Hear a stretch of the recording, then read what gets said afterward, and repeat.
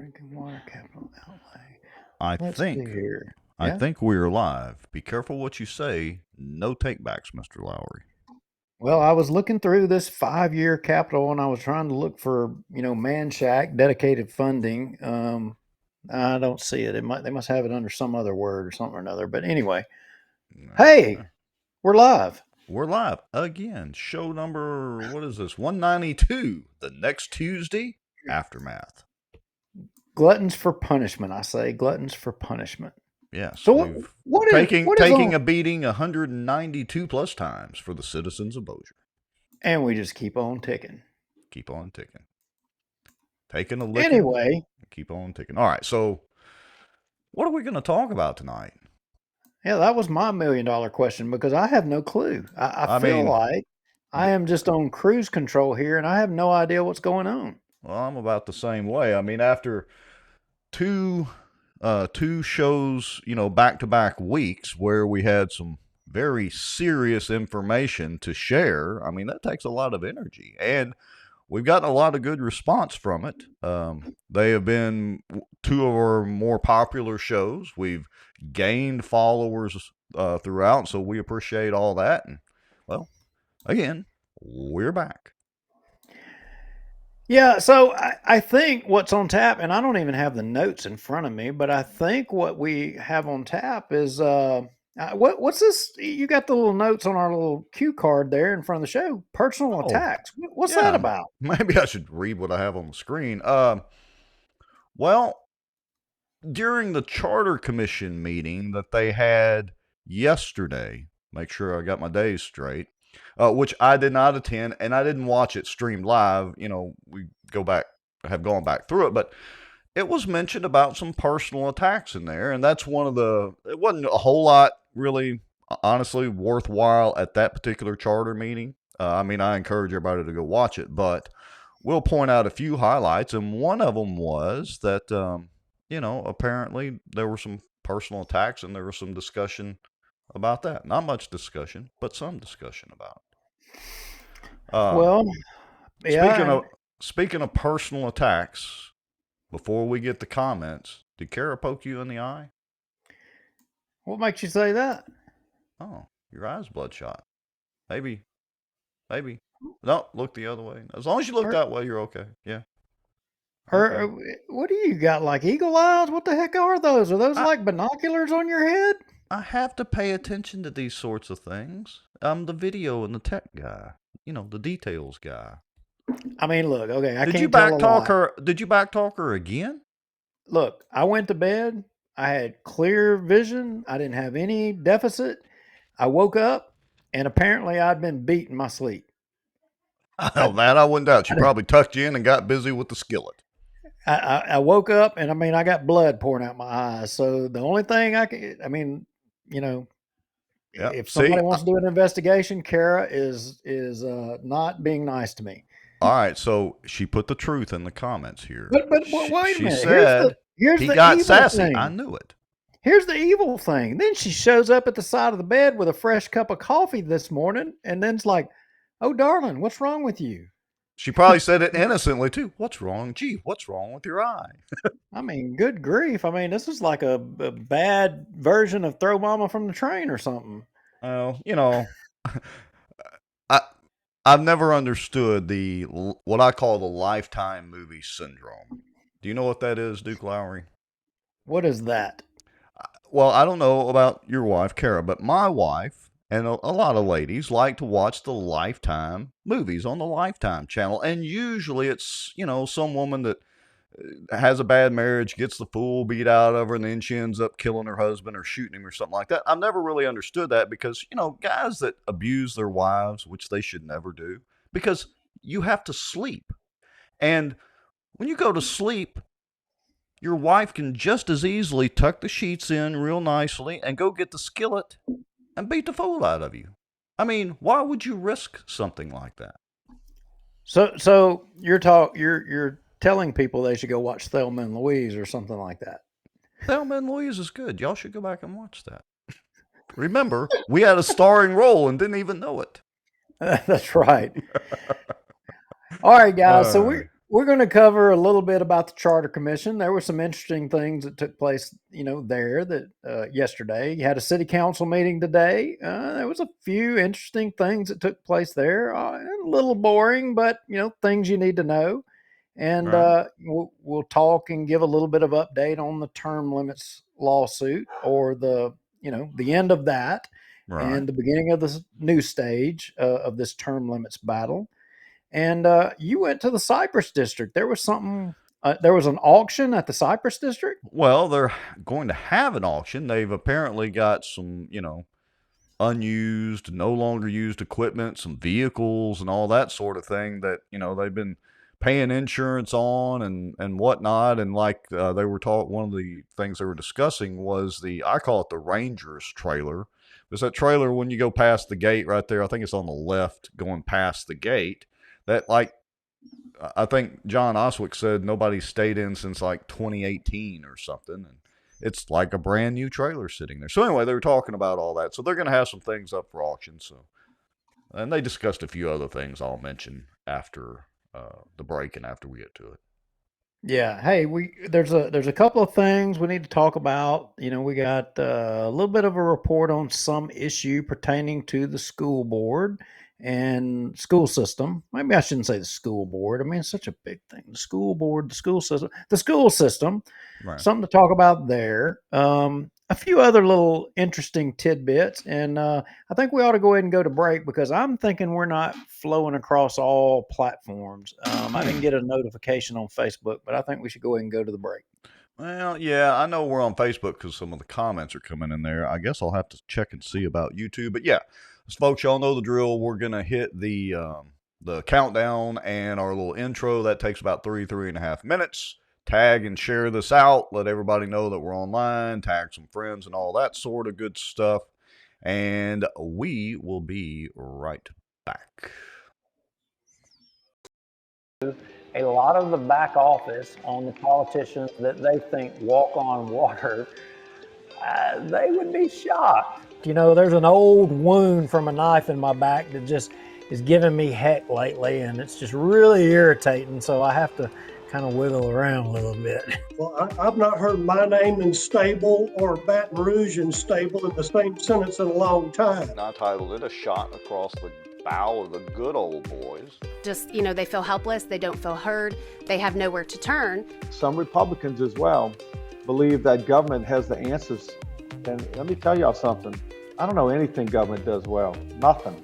Aren't there laws that say that you have public meetings so that the public can have accountability of their elected officials? They're making a little bit of progress, but I would definitely have to give the race to Caddo Parish right now. I don't know. Is there anybody from Plain Dealing watching, you think? As a member of the media, I'm very concerned about what I've just heard. Did you or did you not requisition some money to fight against this or for it?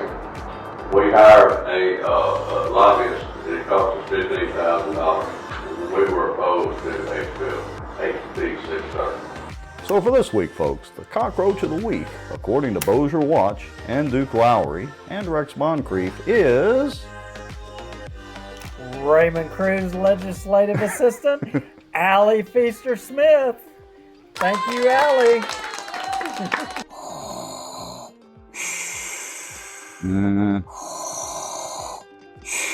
Well, I'm not thinking Star Wars at all.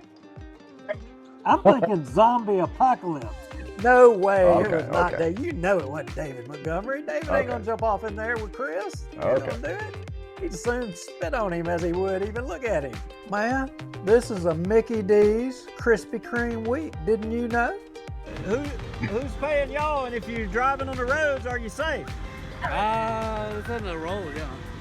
Well, I know you're on the road, but I mean, is this all folks coming from the border down there? Yeah, it's going to the border. It's actually going to Mexico and buses. Doesn't mean they interpret it the same way that I do. For instance, the Second Amendment. I take it very literally. That's been interpreted different ways in the court system all the way up to SCOTUS. Yeah, that's only going to cause more division that he claims he doesn't want to cause. and it's only going to cause more suspicion. We're still right now combined on both pages and YouTube at 264 people watching. That is amazing, folks. Coleman Project, the Walker Place deal, through conscious, shocking action. The purpose of their actions was to stop plaintiffs, being the Earl Coleman and associated groups and all, from developing Walker Place. But here's the key thing, which in turn would enrich sitting city council members Scott Irwin and David Montgomery Jr. You hit the button. Does that mean that people are like seeing us sitting here talking and chatting? In theory, you know, it's an every week thing. We got to double check and make sure it's like a miracle any of this actually works. This Bossier Watch live broadcast is brought to you by the Outdoor News, fishing and outdoors for our area. Acadiana Mortgage, over 25 years in the mortgage business. Pelican Training and Consulting. Reach out to Julie Ferris. Smarter Geek, making technology easier. And folks sharing information and watching out for Bossier. Now, grab your popcorn and a drink. Here we go. And, again, here we are. I got to get me a new spill. I say that every show. Yeah, you do. I mean, you got to freshen this thing up because people are getting bored. I mean, just look at the number of people paying attention tonight. They've had enough. You've bored them out. We've only got like 50 or 60 people watching, which we appreciate every one of you. Very dedicated people to join us on a Tuesday evening and listen to us rumble and grumble and rant and rave and get on our soapbox. Oh, but wait, Rex. But wait, there's more. Watch this. Watch this. Okay. So there is something that's going to happen within the next few days that we can mention today that concerns First Church. Oh, there is. Wait, we got to say the word and delay and say that. Yeah. Don't say what it is. Don't say what it is. But we're going to announce it here in a little bit, and let's just see. That's almost clickbaitish. Almost. That is clickbaitish, ain't it? Well, we didn't really post it though, so we're doing it inside the show. But like, if I put it in the comments, you know. But it's the truth. We're not lying, and there is something. We were going to mention it in the show and let everybody remind everybody because we've announced it before. We've told everybody, but you know, things slip by everybody. I'm intrigued now. I'm trying to think of what it is. I'm running a little slow tonight. Oh, let's see. Thank you, Christopher James Norris. He says the Outdoor News advertising reminds him of the old Field and Stream magazine. Ooh, I'm in good company. There you go. Hey, Christopher Norris, you would be impressed to know that I have a 1971 version of Field and Stream sitting on my desk in my office. I do. Really? I do. I need to check that out. Wait a minute. I'm a little confused here. You got to help me out. So Colonel Crockett has a comment. We love Colonel Crockett. But he says, you guys never say like, share, and subscribe.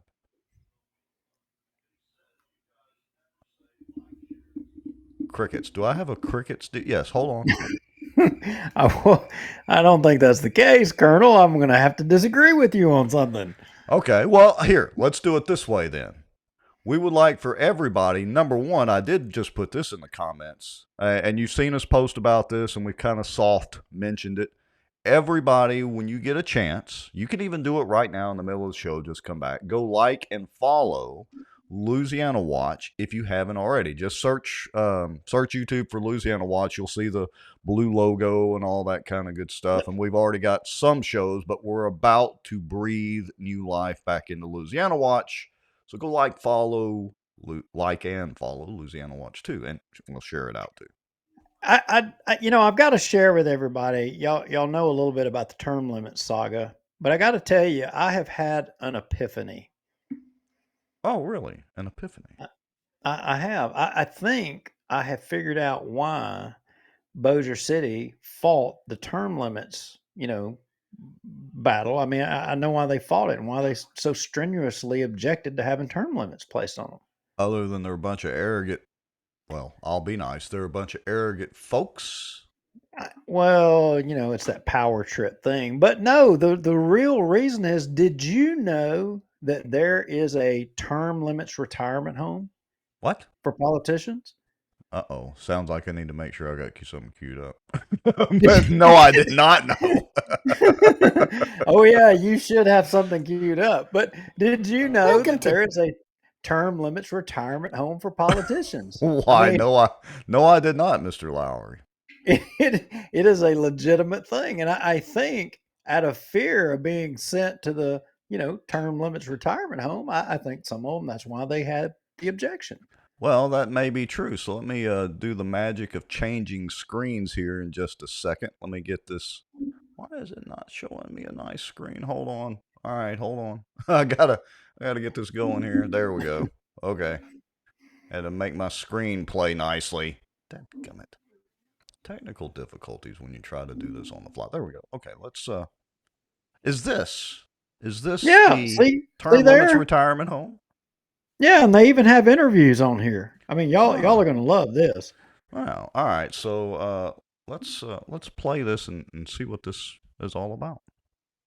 The Term Limits Retirement Home, starring House Drinker Nancy, Crazy Maxine, Moldy Pants Sanders, Prune Juice Soros, also starring Sneaky Diane, Shower Time Joe, Fossil Fuel Grassley, Instagram model Schwab, Moscow Mitch, and Potato Head Fetterman.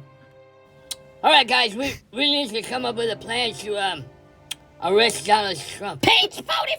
What about the Stormy Daniels thing? No, we already tried that. It didn't work. What about his tax returns? That didn't work either. We can go dress shopping. How is dress shopping gonna get Trump arrested? I don't know, but I can try on dresses. Anybody else? What about Russia? Nah, we tried that too. It didn't work. I guess we could give that a try, John. What if we impeached him? Page 45! We already did that. Twice. Didn't work. Oh, the show is going downhill. I think that's enough. I think that's enough. Enough punishment. Now that does give me an idea. Maybe I need to get back in the movie making business, a la Thelma and Louise, except with us not being the stars this time. I think it's out of fear of being put in the retirement home. Is probably why they opposed it so much. So, yeah. All right. So, well, there are a lot of reasons. So, do we want to go ahead and go out of order since we're on that subject and discuss the term limits lawsuit and kind of the summary version of it? Now, let me remind everybody. You did a great interview with Louis Avalone and Stephen Parr. What's their show? Oh, American Ground Radio, their radio show. You did a great interview with them that I've already posted on Bossier Watch. So we would encourage everybody to go listen to that. It's about 4 or 5 minutes long. But why don't you give us the summary version of that interview? What happened? The bottom line was we had a petition, and it all the components of what was required were there. People can say whether or not voter ID is inclusive of all of the data that's required by statute. All of those components are there. And the thing is who reads a petition? Who is the one that has to make the determination as to whether or not all the components are present, whether or not there's valid signatures or not? That is the registrar of voters, Stephanie Agee. Right. And if she can look at the voter ID and make the determination of what the year of birth is per statute, that's on her, not anyone else. Well, she wasn't. Let me cut you off for just a second because you said that's her and not on her and not anyone else. But there's somebody else or something else to actually blame in this. Where did the original form come from? Well, the form and the manner or whatever came from Stephanie Agee and by virtue the Secretary of State's office. Okay. They provided the form, that we used. So,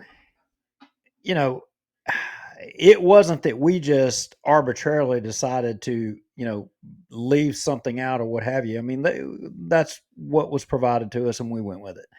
But you know what? In retrospect, that's fine. Because we were able to show the citizens of Bossier what their elected officials were really about. Because uh, Mayor Chandler put forward something to his credit. He supported term limits. He put something forward to his, credit for them to take action on, and they still chose to not take any action. So the bottom line is they can say that, oh, it's just technical, and we didn't want to do something like Richard Ray enunciated today during the council meeting. He said, well, look, we wanted to make sure it's right so that 20 years down the road, somebody didn't file a lawsuit. Okay, well, and, Councilman Maggio, if that's the way y'all feel, then that it was just simply because it technically wasn't correct. Well, then it's lucky for you. We've got another petition going, and you're welcome to sign on to it now. Well, look, not just that. So maybe you or the colonel, if he's in the crowd, can correct me if I'm wrong. But if what Richard Ray, which is just parroting what Jacobs originally said, is true, if that's all they were worried about, you know what the city council could do of their own volition? Oh, they could enact an ordinance to alter whatever the exact process is, to alter the charter to put the term limits in on their own. They don't need a petition to do that, right? Let me do you one better. Okay. They have a charter commission right now. They could each one right now send a letter to their person that they appointed, saying, we want you to do nothing more than put forward a recommendation to us to adopt term limits or to put it on the ballot the way the petition put forward. Mm-hmm. And let's just move forward. Let's get it done. But how many of those councilmen, they're not going to do that? Oh, wait a minute. I hear some of the councilmen. Crickets again. Imagine that. Yeah. So now they have a charter commission, put forward because they already know that there's a secondary petition going. They know that it's going to come, around by this fall. And this next charter commission, everybody get ready for this. What's going to happen if you have two propositions on the ballot competing against each other? One from the Charter Commission with term limits that's not retroactive, enabling David Montgomery and Bubba and Darby and Free to be able to run till the day they die, or one by the Charter Commission that says you guys are term limited, you can't run no more. You've done freaking been in there for a lifetime. Look, I've been on Tommy Chandler's rear end repeatedly in the last several months about his PR and marketing for the mayor's office. But the truth is, the dumbass councilman, Christopher James Norris just commented, you could see Montgomery's smirk as Richard Ray was explaining how the city won. No, Queen David, you guys have not won. Alls we've had to do is just very easily show everybody, and you guys have done it masterfully during the city council meetings, where you actually stand, which is against 80% of the electorate out there, at least 80%. All you've done is shown people that you stand on the opposite side of that. And look, let's go down the list. The Bossier Parish School Board has term limits, correct, Duke? Yep. Our state legislators have term limits, correct? Yep. The president has term limits by the Constitution now because of FDR, correct? The House of Representatives and the Senate currently do not, but that legislation hadn't been put forward yet. Thank you, Speaker Johnson. But there's a big initiative towards that, so hopefully we'll be able to see term limits come about even in the halls of Congress.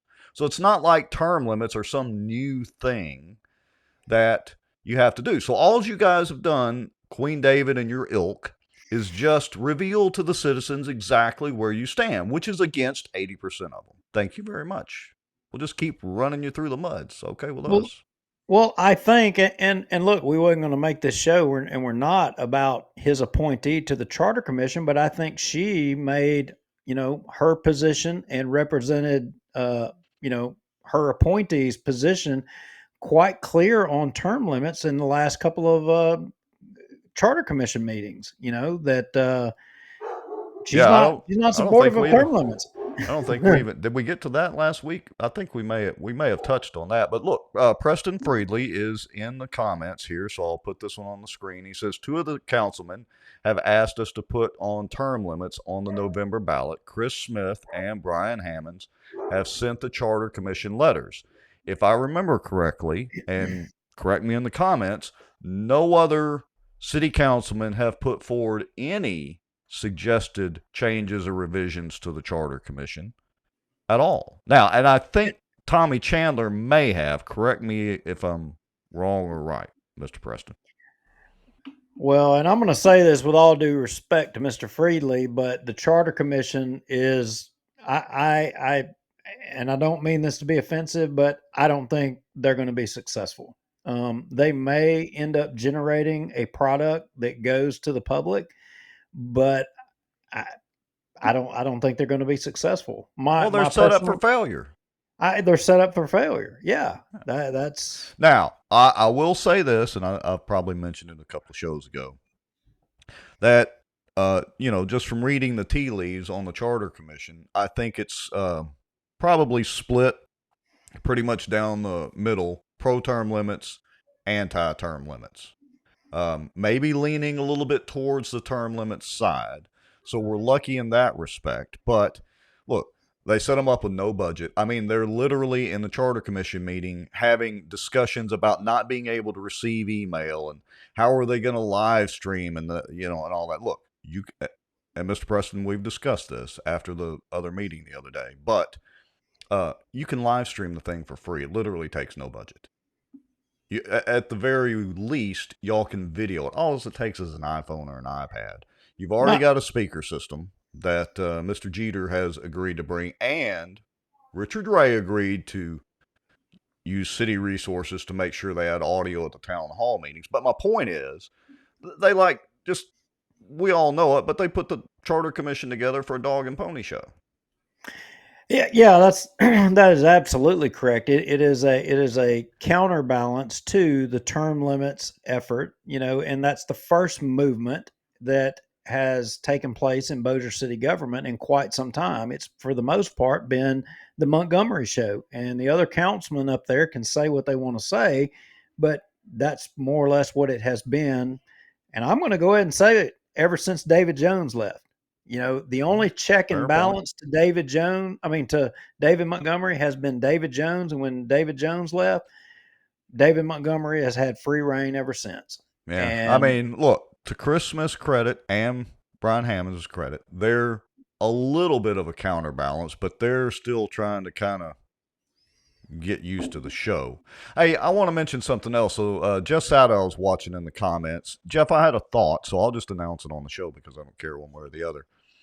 I want to look at, Jeff, if you already have the numbers, I don't have to go back and dig this up and calculate it, but do you have the numbers for the debt load per capita of Bossier City year over year? So what I want to be able to do is show the progression of the debt load increase per capita from, I don't know, let's say the year 2000 or whatever year, it doesn't matter. We can go back as far as we want. And I want to be able to plot that in either a line graph or in a bar graph. So if you have that information, shoot us an email, bossierwatch@gmail.com. Let me know. Yeah, and look, I'm gonna throw Jeff a real bone. If you guys didn't read Jeff's article this past week, I think he labeled it Bossier City Review Panel Signals Moves on Term Limits. I mean, you really ought to go read that article on Bossier Views. Really, really good article. Jeff Sadow is on the mark there. Yeah, and I think I did share that out on Bossier Watch as well, so the link will be right there because yeah, he did have some, as usual, some great commentary. There he. Well, you don't have to do it right now, Jeff. Just whenever you get a chance, that would be excellent. Thank you, sir. So look, Ferris, you're right. I mean, I'm glad you love that, but my thermostat with multiple kids and a wife, that likes to beat me in my sleep. There are some things that I value in life, and one is the temperature of my environment. So what did I do? I went and got one of those Nest things, and I'm the only person that's connected to it, and I won't give the password to anybody else. So for Christmas, I got this coffee cup. I am the thermostat police. You daggum right. Yes, we do the ceiling fan and have to have a fan blowing beside the bed. I wear my earbuds at night listening to podcasts and stuff like that to go to sleep so I don't have the noise of the fan blowing. It's crazy. And then anyway. So I so get back on this charter commission meeting. Let's not Okay. get off of that. Yeah, So let's not get sidetracked too much. I didn't watch it, live as it was happening, but I did get a message, and somebody said they made an allegation, and so I've been watching intently on this meeting. Somebody said they made the allegation about this is what they said. I'm going to tell y'all what they said. They said Lisa Johnson was advocating for only Bossier City residents to be able to have a say at the charter commission meetings. Now think about that for a second. Well, yeah, and that's a pretty serious allegation. And I did watch the meeting, but I had a different take on it. But I mean, I've got a couple of places. I think one place that we talk about that queued up. Well, yeah, and I got to tell you, I mean, so I took that pretty serious as well too. That allegation that bothered me quite a bit, and I went back and I watched this meeting multiple times trying to find that, and I got to tell you, I couldn't find that. That's not what I gleaned from it, but I think you found maybe the part where what somebody may be talking about, and for those of you watching, what would be of significance and what would be troubling is Lisa is, and Lisa, if you're watching in the comments and if you want to chime in, we would love you always have an open invitation to the show. But the inference would be that if Lisa was advocating that only citizens of Bossier could address any needed revisions to the charter commission, being the person that is the leader of the Bossier Chamber of Commerce representing business in Bossier City, that would be problematic because you've got a hell of a lot of businesses in Bossier City. In fact, they had a huge ribbon cutting this week, and I'm pretty confident that the owners of that business don't live in Bossier City. And I would love to know the number of how many business owners in Bossier actually live in Bossier. And if you're saying that businesses don't have a say or shouldn't have a voice in or anything, I think you got a problem. Yeah, well, and let me put this comment up. So Haygood said he never saw it either. Sadow says, and Duke, you and I were discussing this pre-show, Johnson's suggestion is illegal. A public body can't restrict commentary by residents. And that is correct. I don't think they were trying to necessarily, my take on it was, but I need to go back and rewatch the whole thing to get the full context. But yeah, and I don't think she said that. I mean, because I've been watching this thing multiple times looking for it, and I couldn't find it. But Rex, you found a passage that may be where or what the allegation was coming from, and it actually revolved around Amanda Nottingham, Richard Ray having some dialogue, and then Lisa Johnson made a comment in reference to that, correct? Yeah, that is. So let me play this one real quick, just a minute or two of it. I would recommend you leave that on there simply because you do want to ensure that I would think the most preference is given to the citizens of the city. While I know we'll receive output from people who may not be residents within the city limits, this will go only before the voters for the city of Bossier. And I would certainly think that would be something you would want to leave in place to give that maybe more consideration.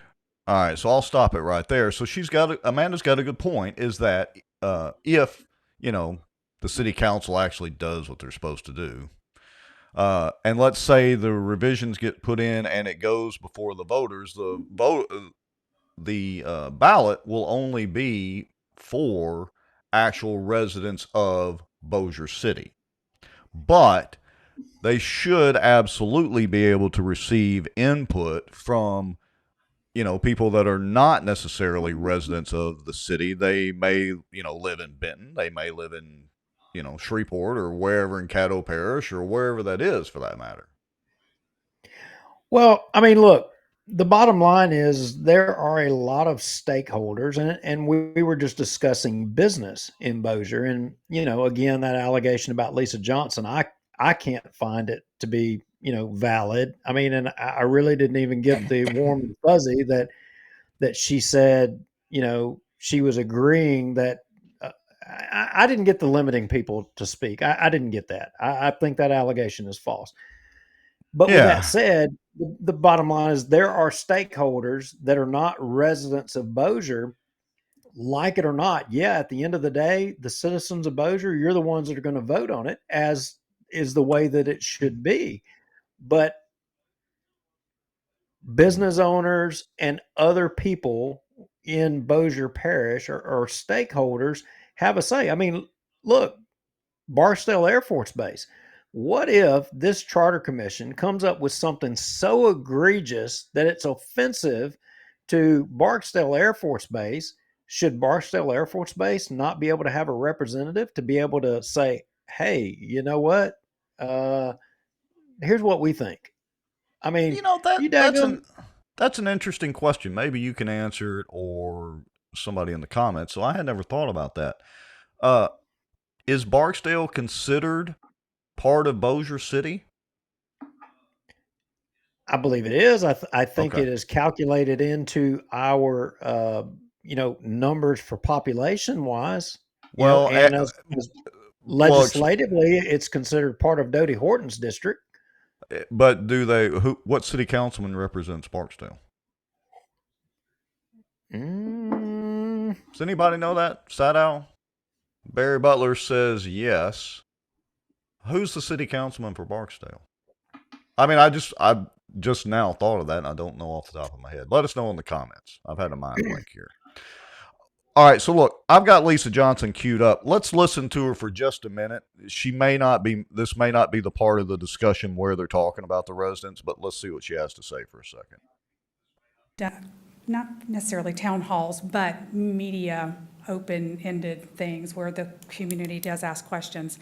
Haven't seen y'all's forum, but hearing from what you're talking about, it really kind of sounds like to me the two questions are almost the same. And it's a very open-ended question when you say, what do you like about it? How about something along the lines of what specific provisions or changes would you like to see included in the new city charter to better reflect the needs and values of our community?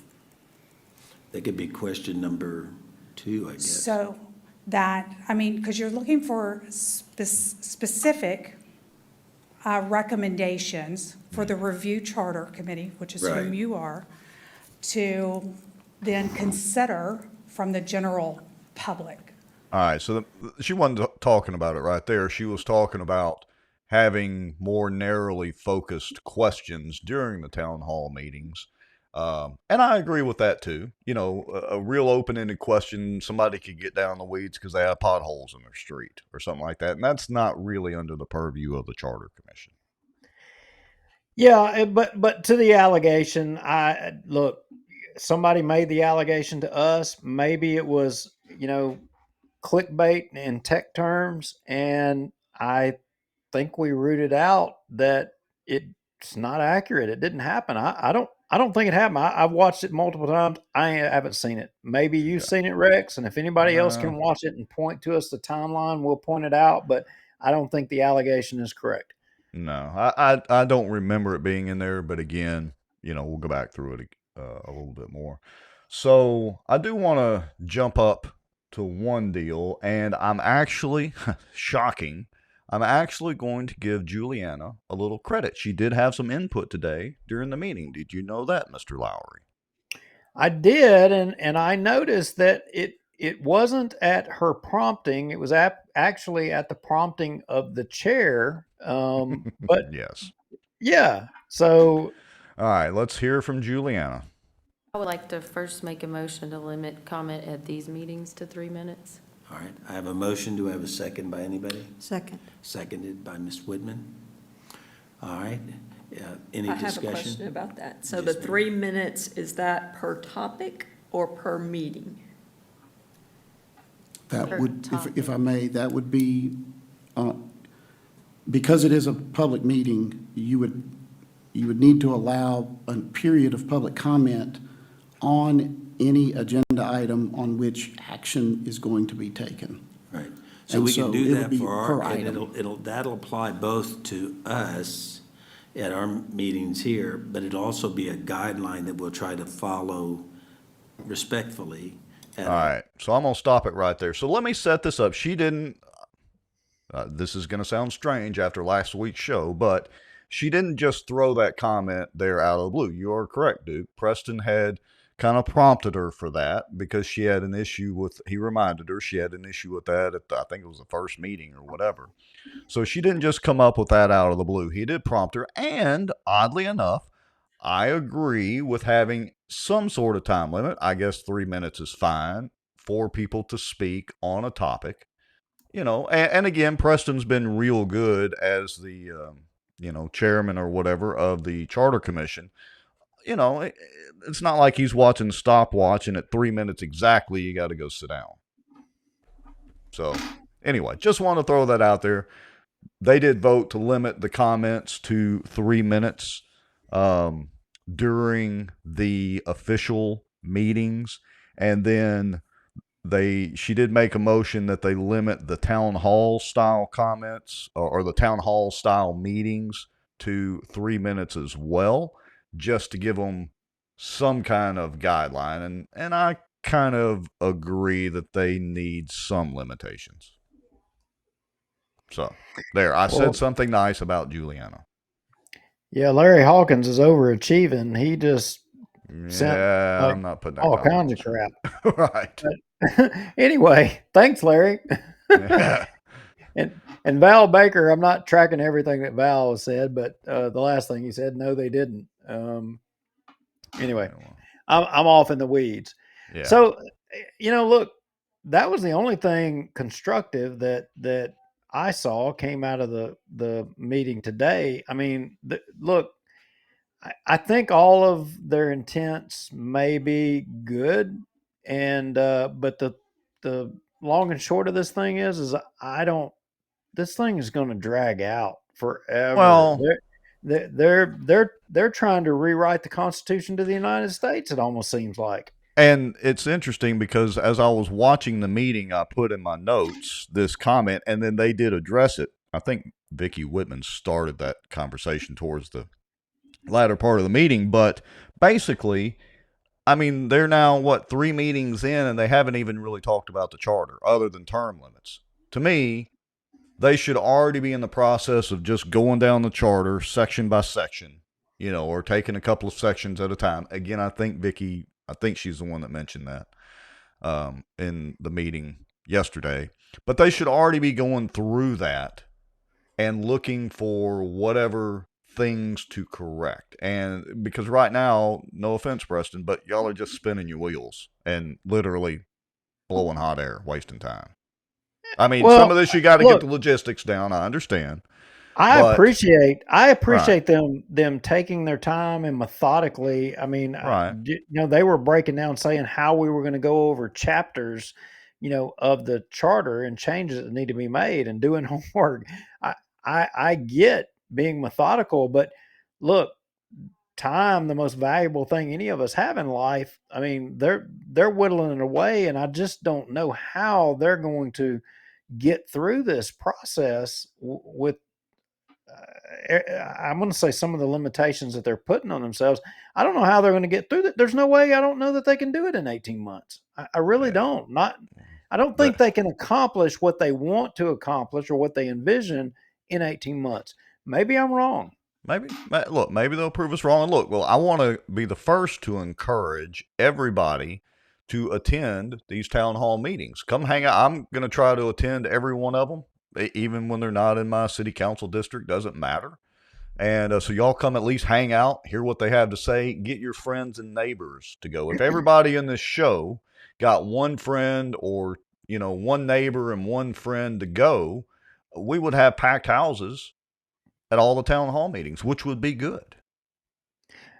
Well, I'm going to say this. I'm going to go out on a limb and I'm going to say that by the end of this process, you know what's not going to be a part of what this charter commission submits to the council? Uh-oh. What's that? It won't be term limits as proposed by the Bossier Term Limits Coalition. I'm sure it won't. They will propose term limits, but it won't be retroactive. It will be such. No. Yeah. It'll be such that David Montgomery can run for another, 3, 4 terms, whatever it is. That if they submit it, that'll be how it'll be. It won't be retroactive. That's a given. Hey, I want to share, and so this is going to take care of one more of our points. So this is what I meant by the personal attacks. So I backed up the video here. Listen up. Important that we keep everything here as professional as possible. I don't want there to be anyone that feels like they're being personally taken to task or anything of that nature. So I again would ask that people direct their questions to each other respectfully. I would like to recognize that Lisa Johnson with the Bossier Chamber of Commerce is here and present. And she'll be taking donations for her mayoral campaign after the meeting. Seriously, though. Was Lisa fixing to attack somebody up there? I don't know. That's what I thought at first. I'm confused. But look, I want to address this too.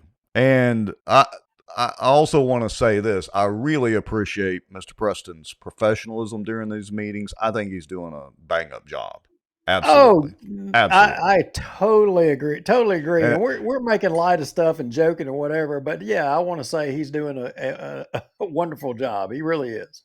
Right. So, but I want to address this personal attacks. Personal attack is I'm on the charter commission with everybody, God forbid, and Cheatham's sitting over there, and I say, "Hey, Cheeto, I don't like the way you're voting."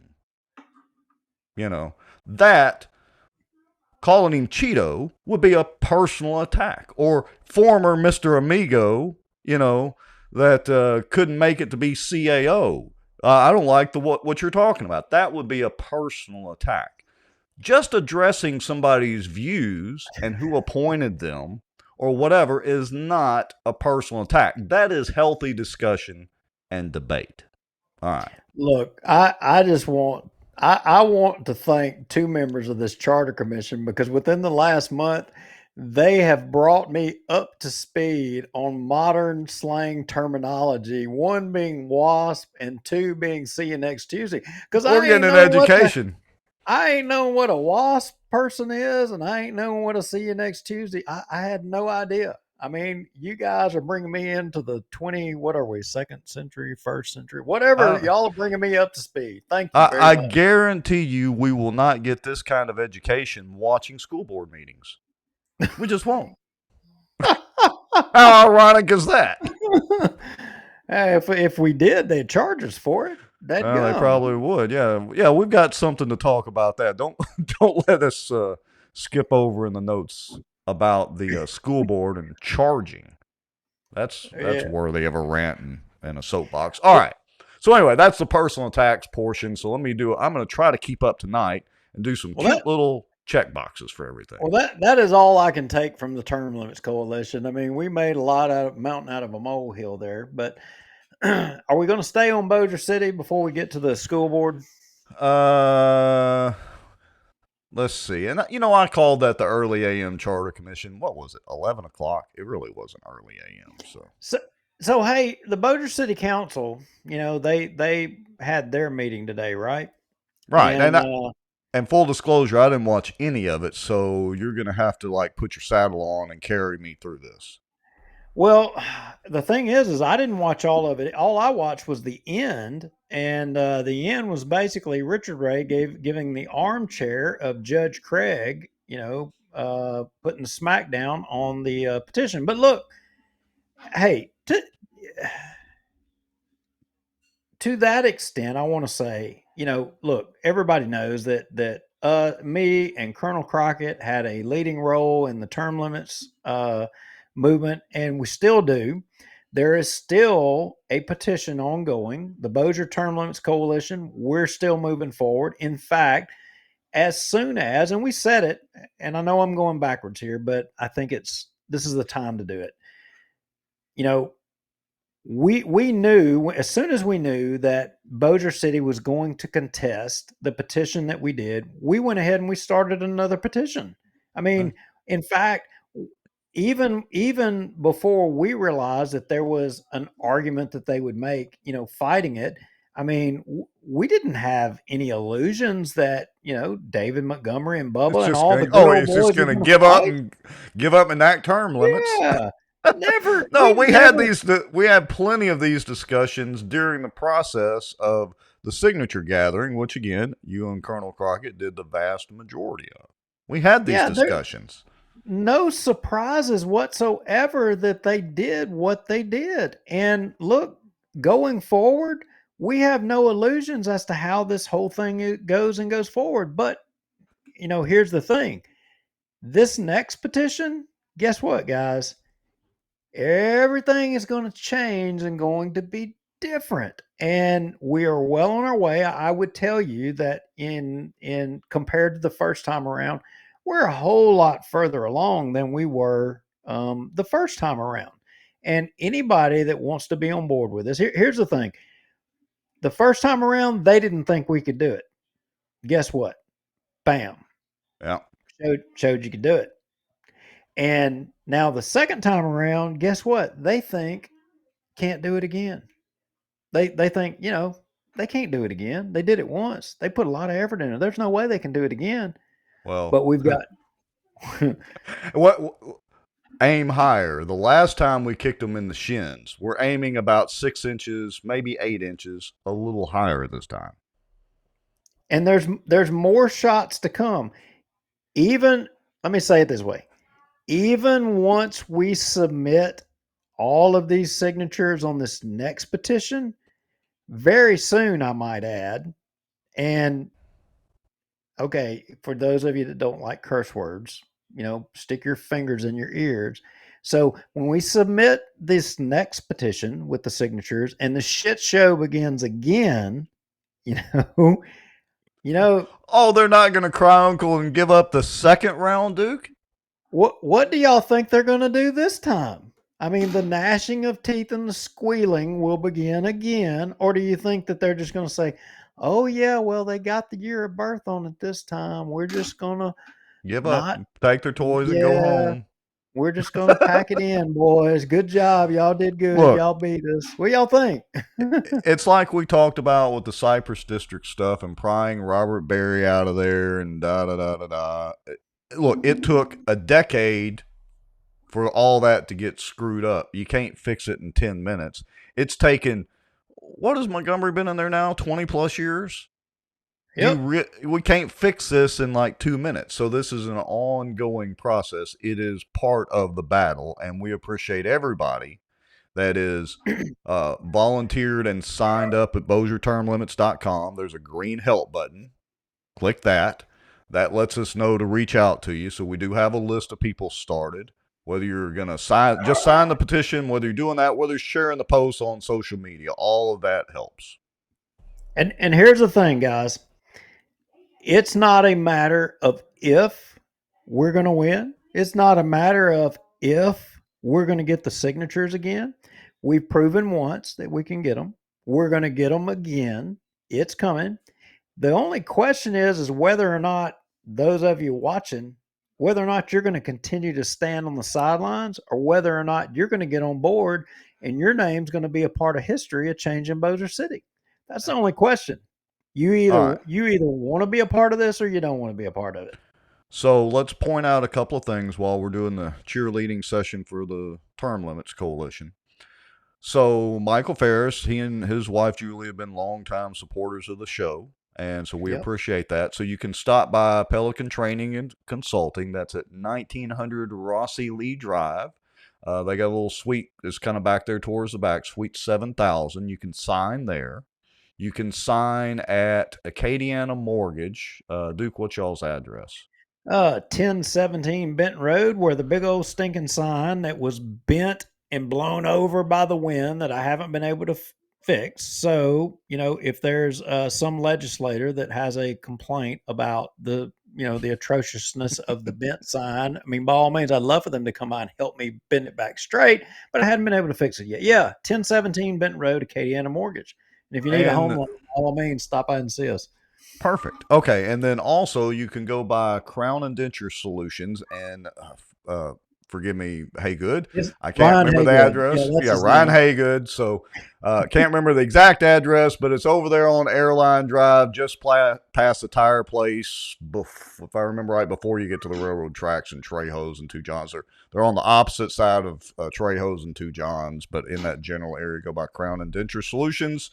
He's got a term limit sign Got a in the term limit front, sign. right there. The city, believe it or not, tell y'all a story, went and pulled up his signs, in front of his business there. But he to his credit, I mean, Ryan Haygood, he got out there and he fought and he got his signs. They're there now. So Crown And and let's District see. Solutions.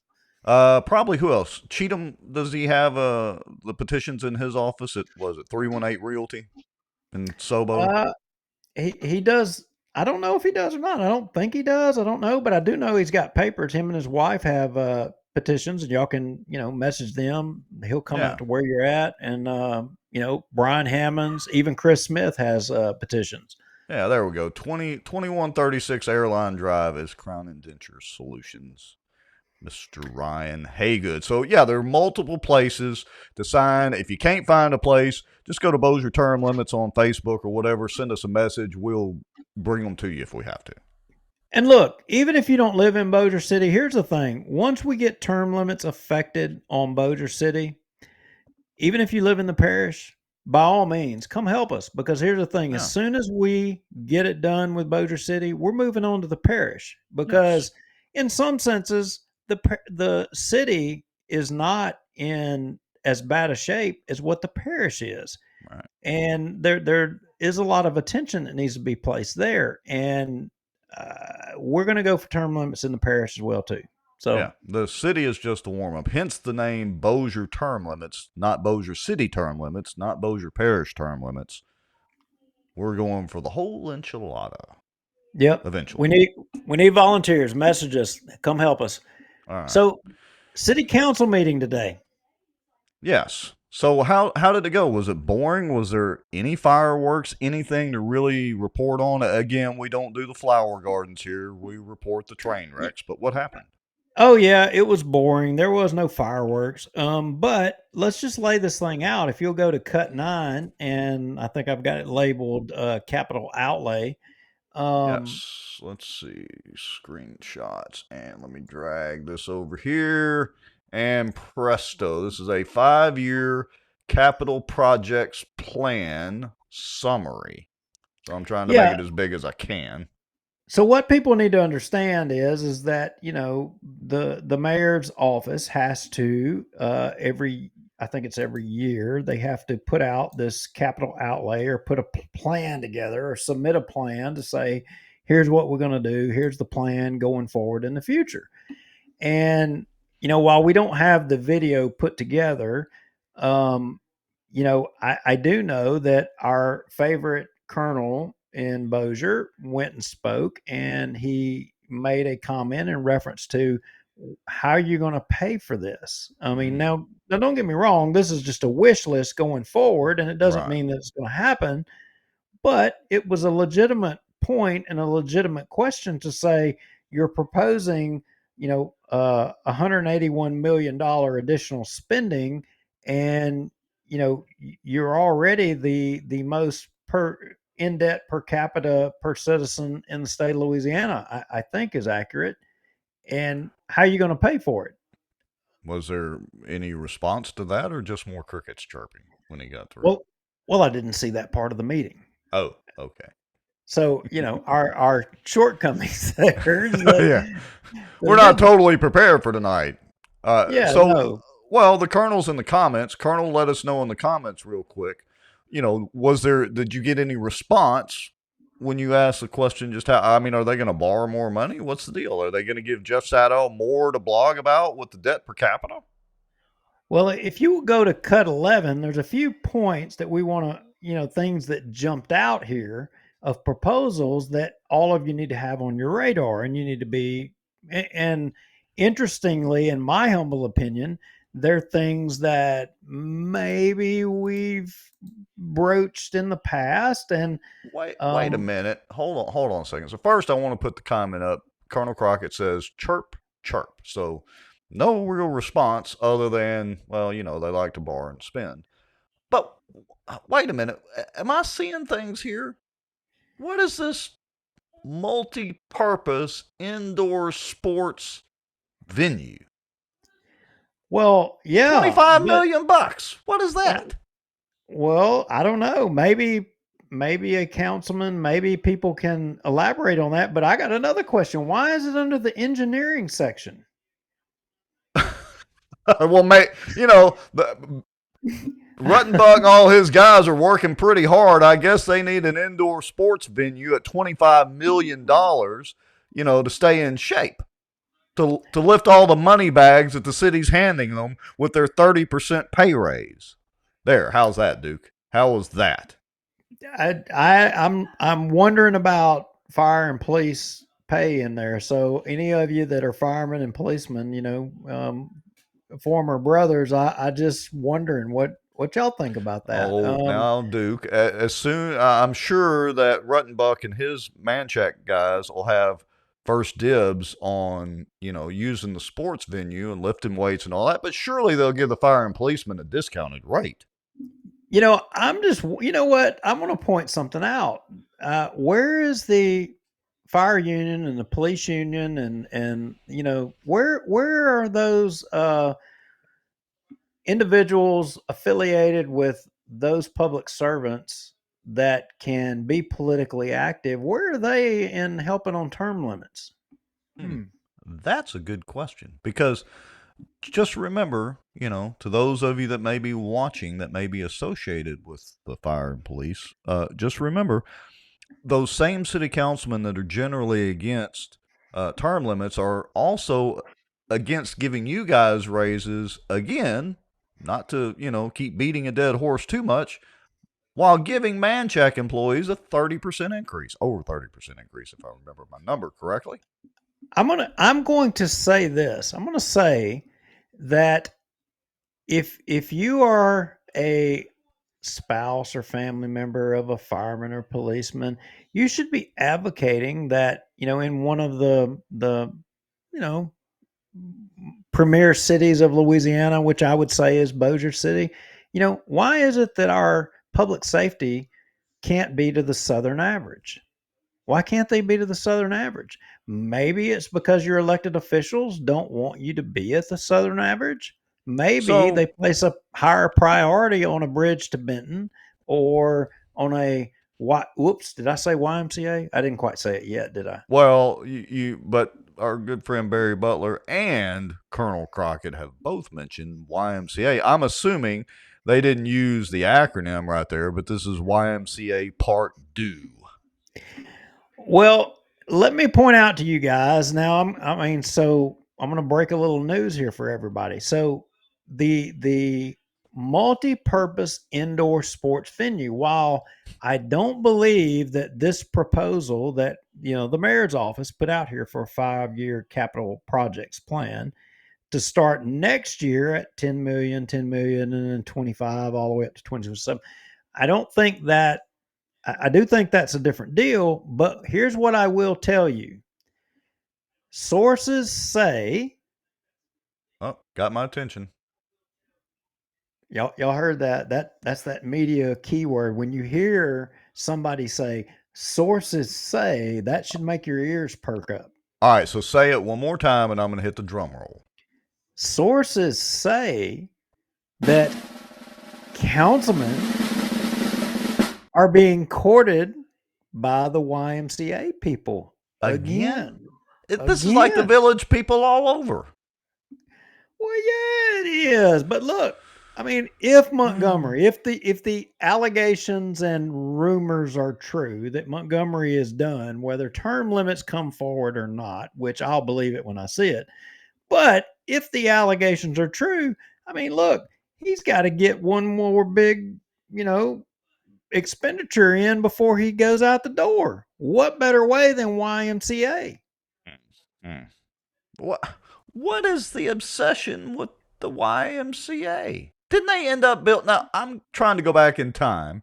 It seems like, I think the colonel or somebody mentioned, maybe we're getting a discounted rate. Seems like the last time it was $30 million. I can't remember. Y'all refresh our memory in the comments. And didn't the YMCA end up building a place over in Shreveport or doing something after all that debacle over here? So what is the deal? That's not, yeah, they did, but that's not enough. They built a pool over there, but they didn't have the mirrors on the ceiling over the pool so you could see yourself when you were backstroking. I mean, Ruttenbuck and Queen David doing the backstroke in a swimming pool with mirrors is not something that I wanted to envision tonight. I'm just telling you, that's what's going on. All right, so folks, now again, this is just a proposed budget. Hey, I got a question though. And so, well, wait a minute. We're not done. You got to go to cut 12. This is just engineering. Engineering's got $25 million for a multi-purpose indoor sports venue. Wait a minute. So, all right, but let me get to that because some of this other won't necessarily tie to the question I'm going to ask everybody. So, somebody educate me in the comments. I keep saying that tonight. How does the mayor put this? Did Tommy put this YMCA Part 2 on this proposed budget, or was there some discussion among council members to do this? And how did that process happen to get it approved to put on the proposed budget? I mean, how does that work? Look, I think this come out of the mayor's office. I don't know that the council had any influence on this. Maybe they did, maybe they didn't. But I mean, look, everybody else is reading it as that's slang for. I mean, and we don't know our slang. Oh yeah, let me run multi-purpose indoor sports venue through the Urban Dictionary real quick. Do you think we could get Chat GPT to run through this and say what does this slang mean, or is any of this urban slang so we would know? I don't even think Chat GPT uses urban slang, but it could certainly analyze this. We need to ask it if it does, right? Can't you ask it? Yeah, I guess we could. Let me keep everybody busy for a little while, and I'm going to get over here and chat. No, no. I don't need to get on that sidetrack. Yeah, but you got to go to cut 12 because look, we're not done with the $25 million for the AKA multi-purpose indoor sports venue or YMCA, as everybody in the comments alleges. Right. I mean, I think we've got the most educated viewership probably in the state. Yeah, we didn't have to say anything. We just threw it out there and it was already magically showed up in the comments. Imagine that. Yeah, so the one thing I want to point out here is don't zoom in too more right there where you got it. But if y'all all scroll almost to the bottom and you go down there to Tinsley Parks. Yeah, let me roll it up and let me put a little pointer thing right there for those of you that are watching. All right, so what is this? $20 million for Tinsley Park? Yeah, keep going. You gotta go all the way to the right, but so there's something out there to the tune of $20 million more that they're wanting to do at Tinsley. Wow. Wait a minute. Hold on. I got to scroll back up. Okay. So, no. Wait. All right. Estimated project cost $20 million. Okay. But those numbers aren't adding up. Are they saying they want 20 more million? In 2027? Well, there's some project, there's something out there that they're dreaming of doing $20 more million that they're talking about doing at Tinsley. I don't know what it is. I mean, I don't know that there's anything. Well, what is it? Yeah, what is it, and how does it get on this proposed budget deal? Again, Saddle, maybe you can educate me. How does it get on this proposed deal without the city council actually discussing it? I mean, did Ryan they just Agate email each says, other around? Ryan Agate says we need to fund some more fields that we can't use. I mean, Okay. The Field of if Dreams. but the point is people in Bossier City, and business owners that are going to be paying the taxes, y'all all need to be on the lookout that we've got more expenditures coming. Apparently for Tinsley, more investment in that, arguably, if you're a citizen of Bossier, you can't rent the field to practice with your teams. I mean, they save it for out of town people for economic development to come in. It's not for your benefit. You pay the taxes for it, but you don't get the benefit of using it. All right. And this is a total side note here. Am I remembering correctly that somebody told me, I think it was a phone call discussion, so correct me if you remember in the comments me having a discussion with somebody, or maybe it was with you, that we've got like another, I don't know, 30 million, 50 million, whatever the number is. I don't want to say available credit with the tax commission or with the bond commission, but basically they can go get another whatever that number is, if it's 50 million, whatever, with the bond commission, and like they barely even have to sign any papers to get it. Well, actually, I think it's like 75, and I may Oh, be wrong on that number, but they don't have to go do any paperwork. They don't have to do anything. They already voted, and it's already went through everything. It's done, stamped. They don't have anything. All they have to do is spend money. wow. All right, so Christopher James Norris, that's a good one. They should rename it from the Field of Dreams to the field the Field of Tax Dollars. We have the Monument of Tax Dollars, and we've got the Field of Tax Dollars now as well. That's a Now, good wait a idea. minute. I I'm thought gonna he do was. I'm gonna do a little Photoshop work. Oh, wait a minute, Christopher Norris. I got to take him to task there. He sounds like a conservative. He sounds like a cynic, like we are. I gotta tell you, I'm wondering about that guy over there. Yeah. And I think, if I remember right, didn't you say you were from like Caddo Parish or Shreveport or somewhere over there? You're across the river. So Oh, wait a excellent. minute. This is Bossier Watch. He can't have a word, Oh right? yeah, I invited everybody to join us at the Charter Commission town halls, but well, Christopher James Norris, since you're from across the river, if I remember correctly, I guess you can't join us there because the city doesn't want you. Just kidding. You'd be there as come over as our guest. Let's Yeah, see, Jeff. David Crockett confirms that I'm right. 75 75 million million. is actually what they've already got approved for. So they don't have to go to the bond commission or anything. They've got 75 million, line of credit that they can just go spend whatever the hell they want to do. And then of course Man. Jeff Sadow, it's a resolution but no commitment. It may be stuff in the works. Yeah, and that's the point, Jeff. What is in the works? Well, What additional $20 million project at Tinsley is in the works? The same as, are we looking at a $25 million YMCA? yeah, I was going to say that the last part of your sentence there, Jeff, that seems to be high for what they have going on.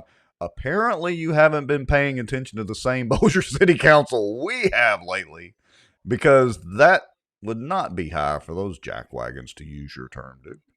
But the point is, again, and I'll go back to this, and I think I'm right in what I'm saying, the highest debt per capita of any city in the state of Louisiana. And here we're talking about over the next 3 to 4 years, just in two projects alone, 50 million additional dollars to that debt. Now, again, admittedly, I don't know what's Well, coming off within these next few years, but I bet it's not a lot. And where's well, the revenue to pay for this? I want to point out one thing, and not to quibble with Mr. Sadow because he's spot on just about everything he points out. But 20,346,700 is relatively specific, and so is 20,115,000. I mean, if they were shooting high, they just do 25 million each time and shoot a little high. And if you come in under budget, all the better. The So point I just want to point that out. The point to the citizens of Bossier is you might ought to be paying attention because you got more debt coming on the horizon, and revenue I don't think is increasing. It's only going to decrease in my opinion. Hopefully I'm wrong, but where is the money going to come from to pay for all this?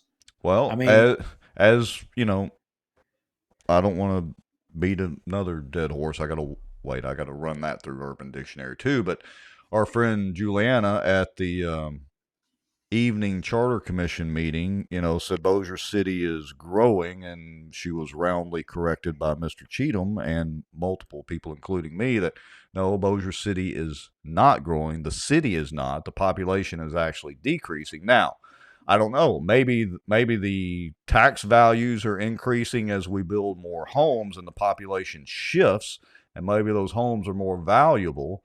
I don't know.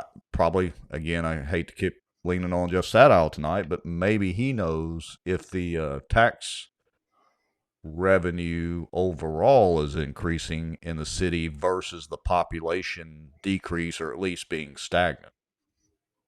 Yeah. Well, you know what? I think, and I may be wrong, but I think people are probably heard enough about Bossier City for today. I mean, just more depressing. But why don't we go to something more depressing? Maybe another source of tax turmoil for people, in considerations of revenue and debt and blah, blah, blah, blah, blah. The Cypress district, they're wanting some money, right? Well, yeah, I mean, they're going to ask, again, we've covered this already, but we'll hit it again tonight. So they're going to be asking again for why do I always get it confused? Is it 1.454 or 1.56 mil renewal? I think they're trying to get it on the April ballot. Maybe they already have that in process. Let me get the cuts pulled up here. And I think, didn't you have it? Let's see. We want to do cut one. Cut one. Yeah. I cut one. That's a timeline. Let's refresh. Let's go through the timeline. Yeah. So, excuse me. Timeline is Cypress millage rate history. Just real quick. 1958. Act 292 created the Cypress Black Bayou Recreation and Water Conservation District, and they've never actually done any water projects, really. 1963, Governor Jimmy Davis established the first Board of Commissioners. 66, 2 mills was approved by the voters for bond repayment for the initial construction of the lakes. And then 0.5 mills was approved by the voters for operations and maintenance. 1975, the dam was completed and closed for flooding. 75, the dam was completed and closed for flooding. 1995, 1.54 mills was approved 54% to 46% with 39 precincts voting. And I think at that time, that's all the parish really had at that point, or close to it anyway. 2003, 1.54 mills was again approved 68% to 32% with 56 precincts. Now wait a minute. As this thing is going on, they keep adding precincts. Well, yeah, how did the precincts work in the city? I've got to go back and study my civics. I got to tell you, you keep adding more precincts, which means you keep increasing the revenue. I mean, yeah, I know the cost to do business and the cost to maintain things and all, like, the Cypress district would keep increasing, but over time, it kept increasing the number of precincts, the number of people having to pay in, and, ultimately it ends up increasing the number of mills. So why is it that the money historically, wasn't as much as what it takes now to maintain?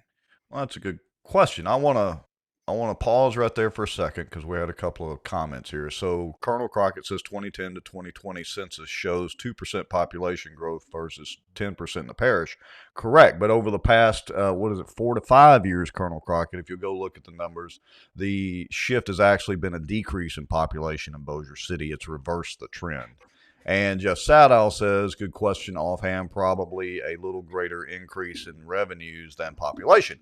That actually applies here to the Cypress district as well. We'll show the map so everybody is crystal clear on where the taxing district is for the Cypress district. Okay.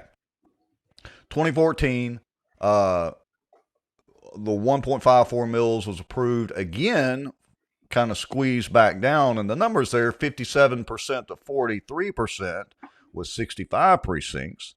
And then in 2019, they attempted to double the millage and they wanted to go to 3 mills, but that was defeated pretty handily, 66% to 34% with 66 precincts.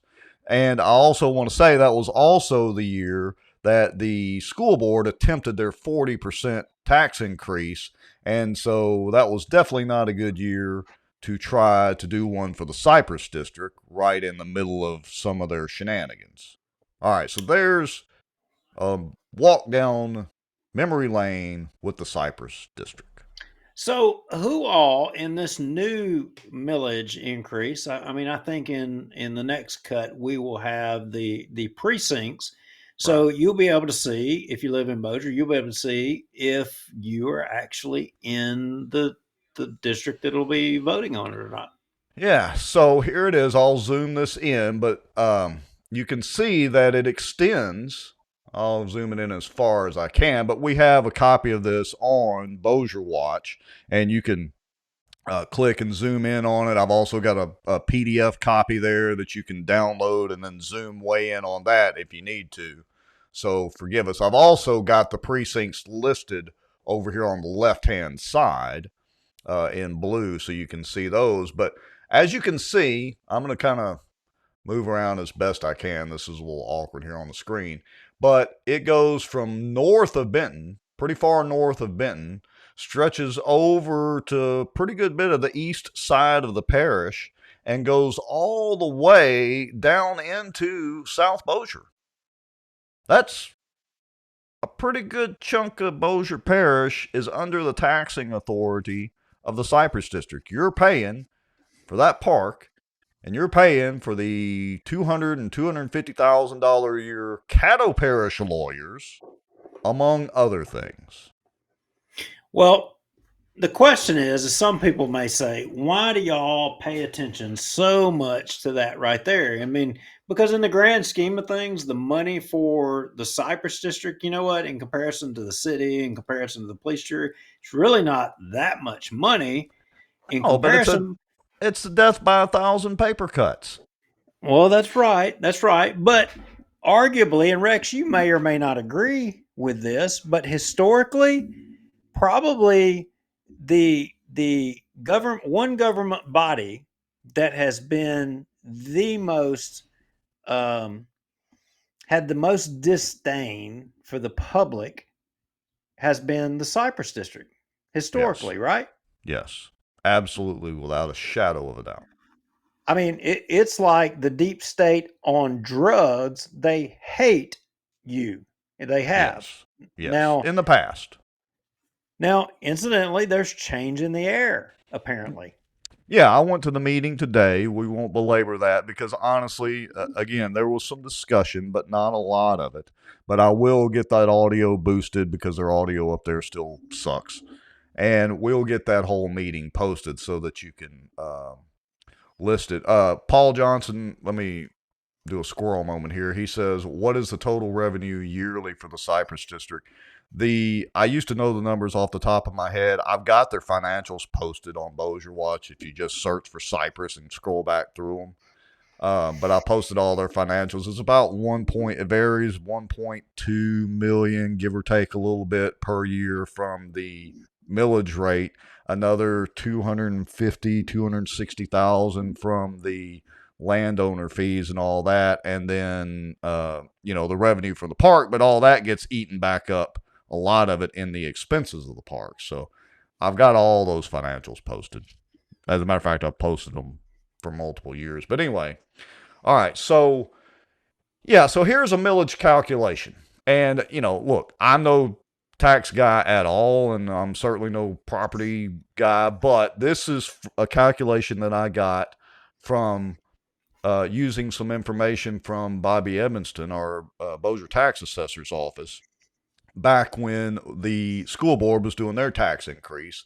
And so I basically, just changed it around to fit the millage rate for the Cypress district. So I'll run through this real quick. This works for a $500,000 home that can claim homestead exemption. So this may or may not apply to you, Butch Ford. I really can't say.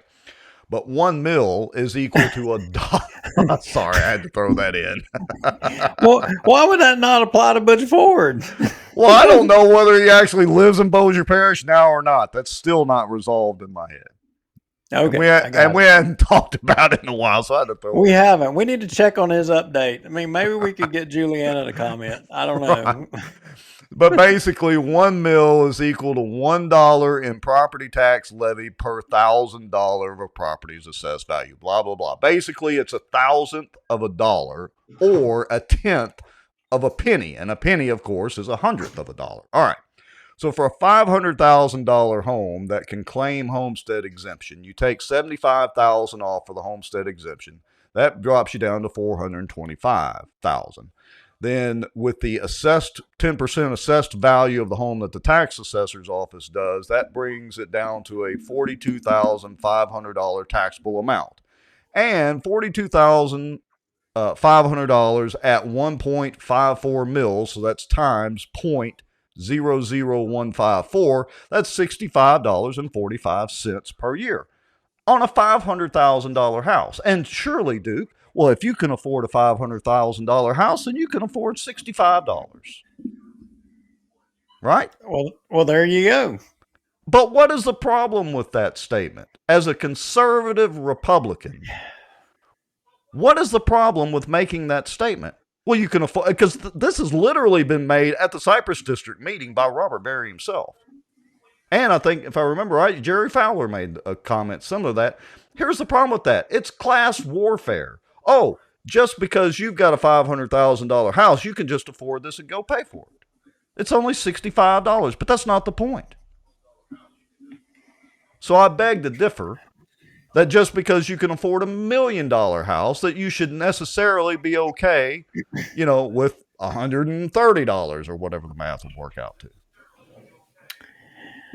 Well, I'm going to bite my tongue here a little bit because I actually submitted some recommendations to the Cypress District. I know that they won't listen to any of it. And look, I'm just going to say it. I know that you've been listening to it, and you have, you're more receptive to what they're saying, and that they're trying to turn over a new leaf. But Asshat's still there, and his compadre is still there, and I don't trust them that they have any intent on changing anything or have any, opinions that they have made any bad decisions. I think they think that everything they have done was justifiable and right in the past. Well, those two morons, yes. Now, let me just, again, and I'm giving the newbies the benefit of the doubt there. Now, Kelly Long's been there for a little while, but I will just say the attitude has changed there, and the asshats are in the minority. Forgive my language, folks. But you're saying the attitude has changed, but here's the thing. Has the attitude changed because they need the money and that they've got to kiss everybody's ass because they need the money? I mean, what happens after they get the money and then they say, you know what? Oh, hey, That's true. They'd have the money again for another decade, but they're going to have to sit through another decade of meetings that get publicized and every little word they say scrutinized. I mean, I don't know. We'll probably be doing this for another 10 or 15 years at least until we have lots of gray hair. But But my point is, I'm giving them the benefit of the doubt only because they seem to be much more receptive. There is not nearly the tension in the air. Lee Ayers even shook my hand today.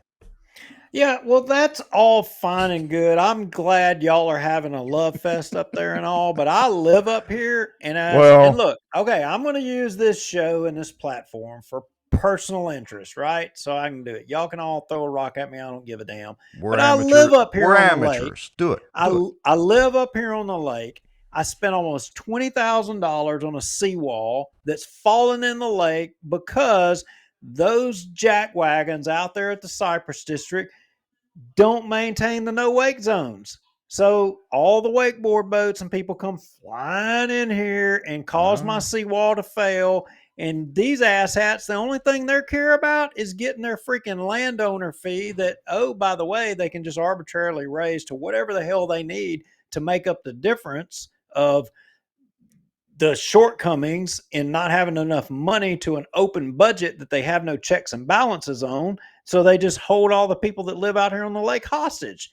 You're penalized for spending money and living out here in Bossier Parish. So with that said, one of my proposals is that people that live on Cypress Lake, people that live on Black Bayou, we have representation, at least one voting member to represent the people who are being hit up here. Paging Dodie Horton. Paging Dodie Horton. It's going to No, take. It's going to take why do we have to legislation. page? Why do we not have to page Dodie Horton? All these people that you're having the love fest up there, they can freaking do it. They can amend their rules and call for the legislators to do it. They can do it on their own. They want to prove to me.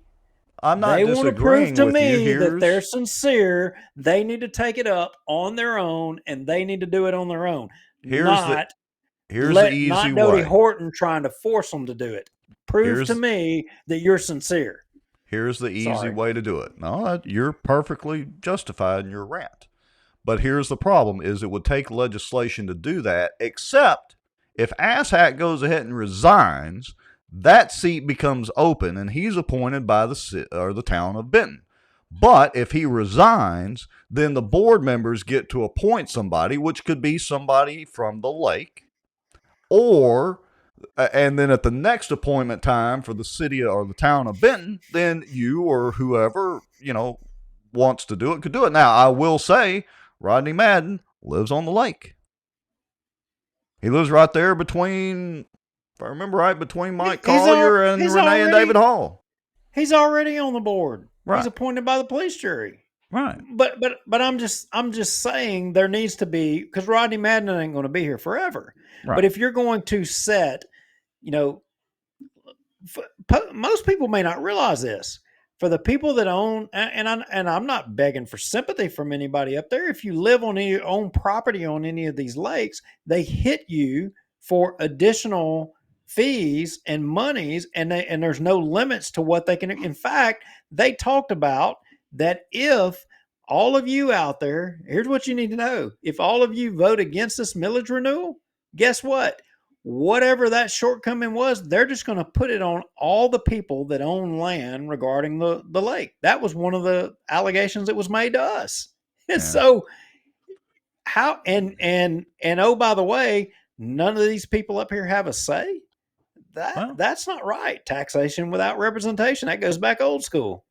Well, look, I'm not disagreeing with you all at all because there are plenty of issues still ongoing. I will just say in my kind of one-on-one discussions with some of the newbies, I get a sense from them that they realize there was a lot of past issues that unfortunately they can't go back and redo. All right. But they're trying to make changes going forward and literally, one of them said today, be more transparent with what's going on up here. Well, you want to see some transparency? Rex, go back and let's see where all the boat stickers and the free cabins went. That's what I want to know. I want to know what all, and so for, we've lost some people watching the show. Y'all ought to be asking what all elected officials received free boat stickers, what all elected officials received free cabins, What were they That's really some of the using things. that Ranger trailer for? Unoccupied all these years. And I want to know about park assets being used off of park property. I want to know. Has anybody gotten resolution to those questions? Has I anybody? I I do mean, not disagree with you. maybe Gary White, maybe Fowler, maybe having been there, maybe they can answer those questions. Maybe the Ayers law firm, maybe they can answer those questions. I'm just wondering. Right. Look, there's a lot of unanswered questions, and I'm not saying that, you know, Kelly and Rodney and what's Will Hite's first name? I just had a complete mind blank. But anyway, I'm not saying that it's going to be an about face and all that, but I'm just saying that there is at least the air of an improvement and a willingness to try to be more transparent and listen. Like today, we were able to comment just kind of out of turn, although they were kind of asking the questions, and I made some comments on closing the lake and gave them my thoughts on it. And I didn't even get up to speak or whatever. I started speaking, and they were fine with that. Where in the past, that would have been a kick you out of the meeting offense. Oh yeah, absolutely. So, They didn't want to hear crap in the Right. past, but now they want to hear it because they need something. But Right. you want to say we're friends. You want everybody to say kumbaya. Then let's have complete transparency. Call for an investigation. Yeah. Have they got access to the books yet, Rex? They didn't exactly address that. They were more talking about going to the new software, but I will guess that they have. And to be honest, I didn't think about asking. What's her name? Lisa Wilhite. I didn't think about asking her. I should have, but Lisa Wilhite. Okay. Is that her first name, Lisa Wilhite? Lisa Wilhite? Yes. Are you talking about Lisa Free? Not Or Lisa is it Lisa Free. Free? Yeah. Oh, yeah. The city councilman Jeff Free's wife. Yes. That's right. Is it Lisa Free? I'm sorry, and my apologies to Lisa. I'm thinking I've got Will Hite on the brain from the Charter Commission meeting and now the Cypress District deal. Lisa Free, sorry. And I will say this. She has been very prompt. The reason we now have the Cypress District map, which I had tried to get from the police jury, tried to get from the tax assessor's office, Bobby's office was very receptive. They just didn't have it. Tried to get it from the registrar of voters office. Lisa sent it over to me like the next day when I requested it. Yeah, I'm not saying she's going to be prompt. I tell you what, let's put that information request in for all of the. Let's put that request in for all of the boat sticker sales and who got them and the monies that they received. Let's put the request in for all of the cabin rentals and who got them over how many years now. Let's put those requests in. Look, and you keep mentioning stickers, so I'm just going to say this. Look, it would be I'm really cheap. It would be real easy for the Cypress District to get me on their side. Real simple. No, that doesn't get rid of those stupid boat stickers. Period. No, that doesn't do it for me, Rex. What does it for me is the envelope full of boat stickers that went in an envelope to the city of Bossier City. Who all got those? Good point. That's what I want to know. So to Lisa and to the new park director and to the board, maybe y'all can let us know. Maybe you can let the public know that those envelopes full of boat stickers, where did they go and who got them? Who paid for them? That's what I want to know. Yeah. What about that video? What about that video of park equipment off of park property being used for personal? I never heard anything about that video. Yeah, they're just going to let that go. Off into the sunset with Barry. But we need to pass and give more tax money to them. We need to entrust them to be able to. You see my problem here? I get it, but look, are they listening? I'm wondering. So, Philip Rogers, tell me, what should we do, Philip? Trust? Juliana? So the comment Juliana, was made. Where have you been as a police juror? You sure knew about some of this stuff. It was conveyed to you. The And what did you comment do was with the made. information? The comment was made without the millage. Of course, certainly the park's gone or have to be dealt with in some way because they can't keep operating it like they are now without that millage. There's no way. And even things like, preparing for the dam. But I'm sitting here thinking, and I was just trying to run through my brain, the other lakes like Bistineau, for instance, Claiborne, etc. If there's an issue with the dam at Claiborne, for example, because in one of the floods several years ago, there was some worry about the dam because it was vibrating so much because of the water pressure against it and all that. Who's responsible? Would it be the Corps? Would it be the state? So I'm trying to think if the worst case scenario happened with the Cypress district, like right now, God forbid, the dam collapsed. Oh, and Red Chute would explode, and that would Yeah. be Bossier City. Oh, It would that's right. it'd probably be up in my backyard. So who has been Bossier City's appointee forever that should be on top of that and be concerned about that for Bossier City? And that would be Stonebridge, that would be Carriage Oaks, that would be all that area out there. Oh, your place, right? So if you just dumped all of the lake out into there and the levee failed, that would be all of y'all. Yeah, So I'd grab a surfboard or a hydroslide and go back there and redneck surfboard. yeah, that's right. So that political appointee resigned, and Bossier City had to appoint somebody else. Yeah. All right. So anyway, there wasn't that much accomplished at the Cypress meeting, but they are going to have an auction coming up in April, coincidentally, along with the tax millage renewal, and they're supposed to post that stuff and all that on their website. Are they auctioning off a wore out backhoe? Four-wheeler? Nah, they probably just gave it to him. I mean, because I know I've seen on video some being used excessively. I'm thinking they probably got the use out of it. Yeah. Hey, so this is not dealing with the Cypress district, so let's segue off of this. Do you remember our old friend Hal Bundrick? Wasn't that his name? From Bossier now? Yeah, he said we were dead to him, I think, was the last. Yes, quote, "You're dead to me, Bossier Watch, you and Duke." That's what he said at a city council meeting. Well, did you know Bossier now has been revived? No, I did not, but I'm glad to hear it. I mean, regardless of what he thinks of us and how mad he got at us because we blew up his fake poll, I'm glad that he's back because he did put out good content. Well, I hadn't figured out yet whether it's really him or somebody's purchased the domain or what the heck is going on, but let me see here if I can either get way, this pulled up. Either way, and even though he hates our guts, that's fine. I would encourage people to go and review his content because he put out good stuff.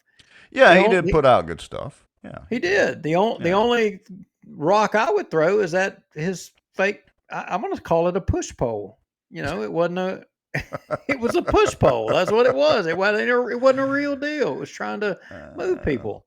Let me see here if I can get to. There we go. Finally got my screen deal to play nicely. Give me a second. Let me hit the magic button and I'll share it out. Let's see. So there it is.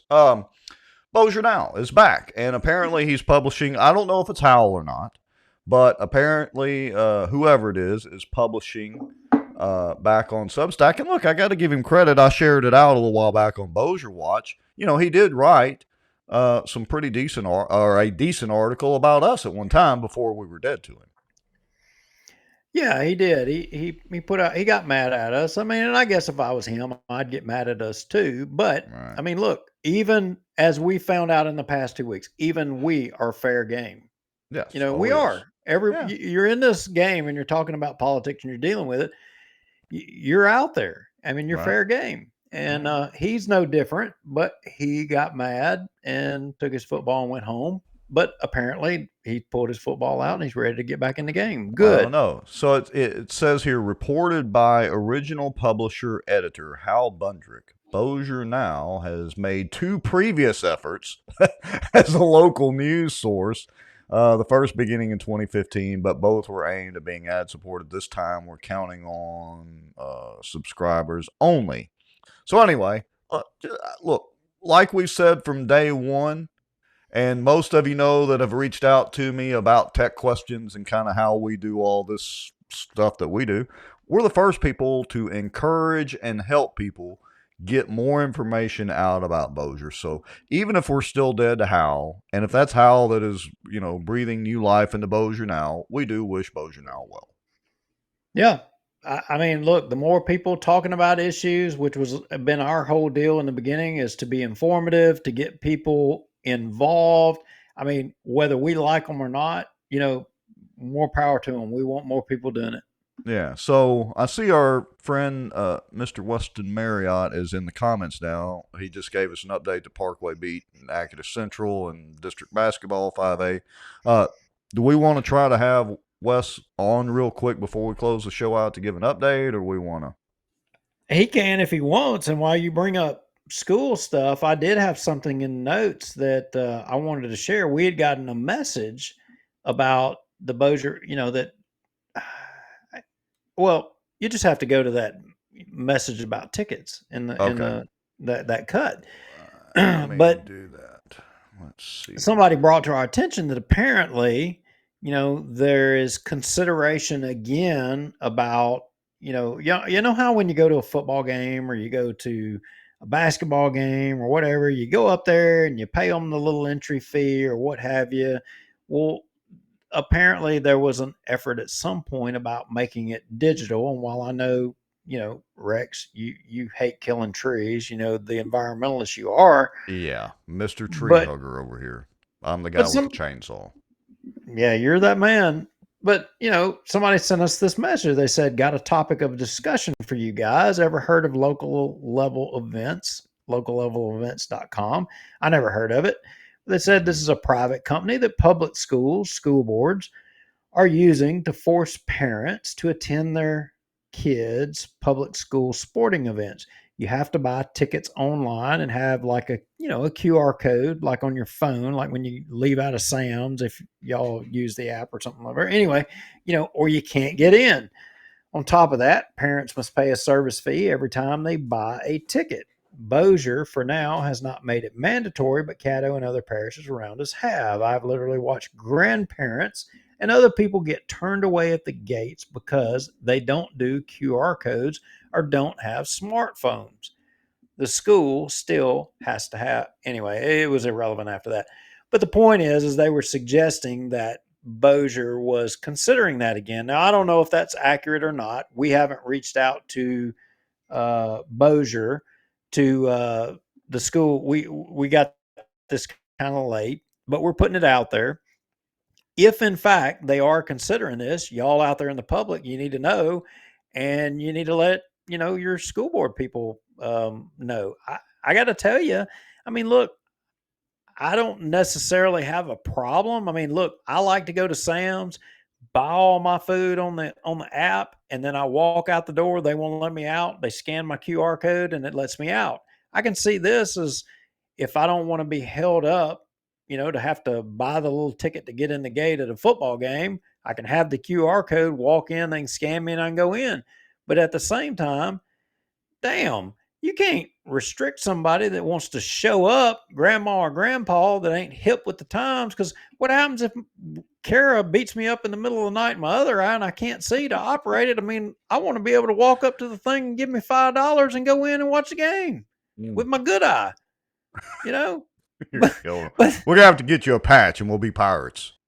Yeah, but dang, you're gonna no, come on, it's got to be either or. You can't. Look, like, and I agree with you as much as I am into digital stuff and all things digital and all that sort of stuff. I agree that you still need to be able to offer cash. Cash is still legal tender, and cash is king. All right, so I'm trying to set this screen up. We've got Wes in there. Okay, well, wait a minute, but I got to tell you, some of this crap. I mean, we're talking about the police jury too, but the school board. I got a link in the notes there where you pulled the cut number from, but there's something else that was pointed out to us, and I got to point this out. This is kind of problematic. All right. Oh, wait a minute. No, that's the wrong. Don't worry about that. That was just a link Okay. to. I All right. apologize, Lord. I Yeah. apologize, as Ron White said. Anyway, All right. so I understand that kids are being charged to park if they drive a personal vehicle. Kids are starting to be charged to park on school property if they drive themselves. That's Now, wait a minute. ridiculous. Think about that. I mean, All of us, whether you got kids going to public school or not, you're paying your taxes to build the damn concrete, to build the driveways, to build the roads going to these schools. And now they're charging kids to park on these properties? well, they're just getting them ready for when they turn out to be adults, and you have to park on the city right away when you go over to Shreveport. That literally the tax dollars built. I mean, it's the same thing. Okay. I don't agree with it because I used to park my truck and boat at Ruston High, and we didn't get charged parking. I mean, what the hell next? Are they going to charge them for breathing air that is within the geographical boundaries of Don't the give them school ideas. system?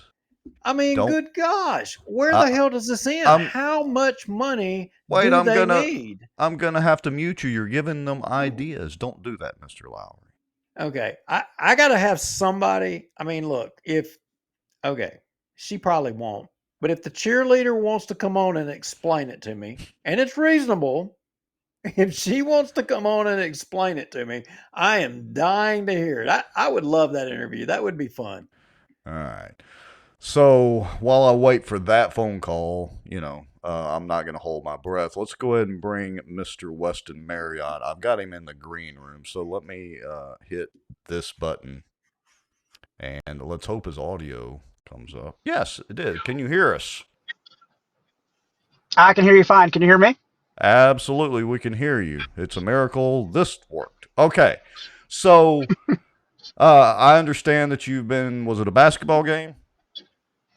Yep, I'm pulled over in a safe spot, so I'm not talking while driving. But yeah, we were at the Parkway Natchitoches Central. It was a 5A district game in South Bossier tonight. Went into overtime. Parkway won by 2 against the number 4 seed. So it was a really exciting evening in South Bossier. It was a big win for the boys out there. Well, cool deal. Yeah, you cover a lot of that on the Sobo Live channel, right? Yep.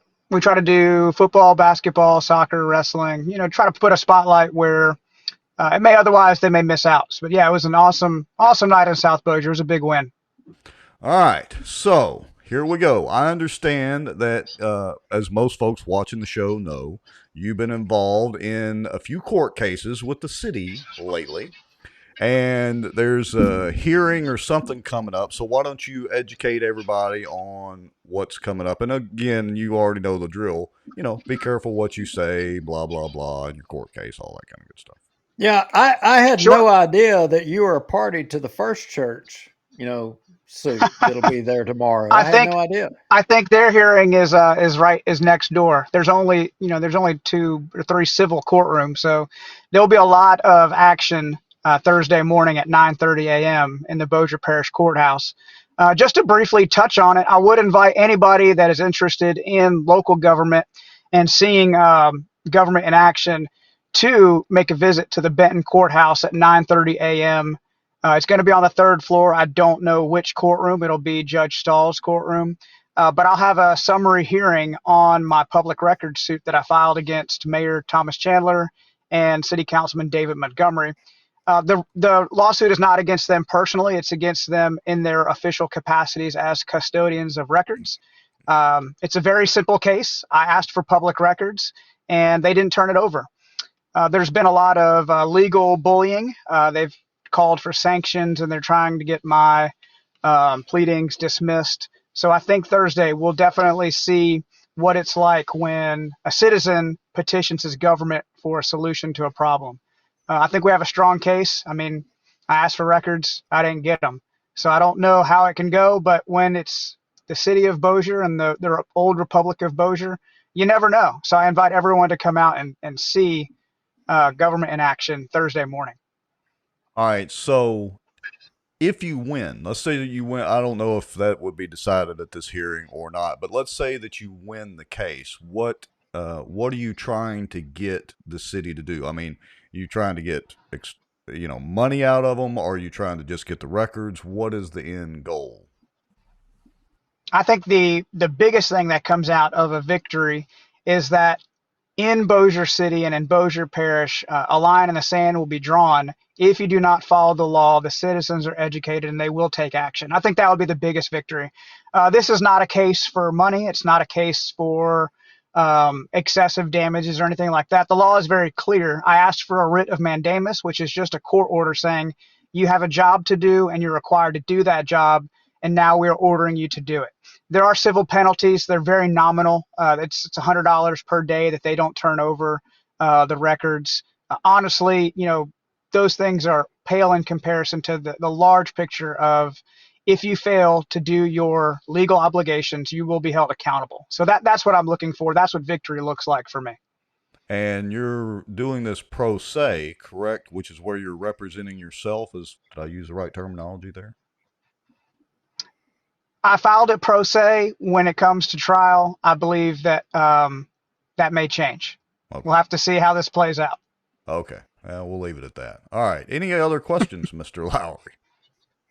Well, no, I think that a lot of folks, view this. Some people view it as, they can't quite put their finger on what Weston Marriott, what is this guy, what is his why? Why is he doing this or whatever, and then there's some people that are on the opposite side that just don't like Weston Marriott. And I've even heard that, oh, he's got an axe to grind with Bossier City. That's his why. That's why he's doing that, and then there's other people that they just don't quite know. I mean, what is Weston Marriott's why? I mean, Bossier Watch, Rex and Duke, some people say that we're just mad at the world and we hate air. I mean, I personally like air. I like to wake up in the morning. I'd rather my wife not beat me in my sleep, but, that's neither here nor there. But Weston Marriott, what's his why?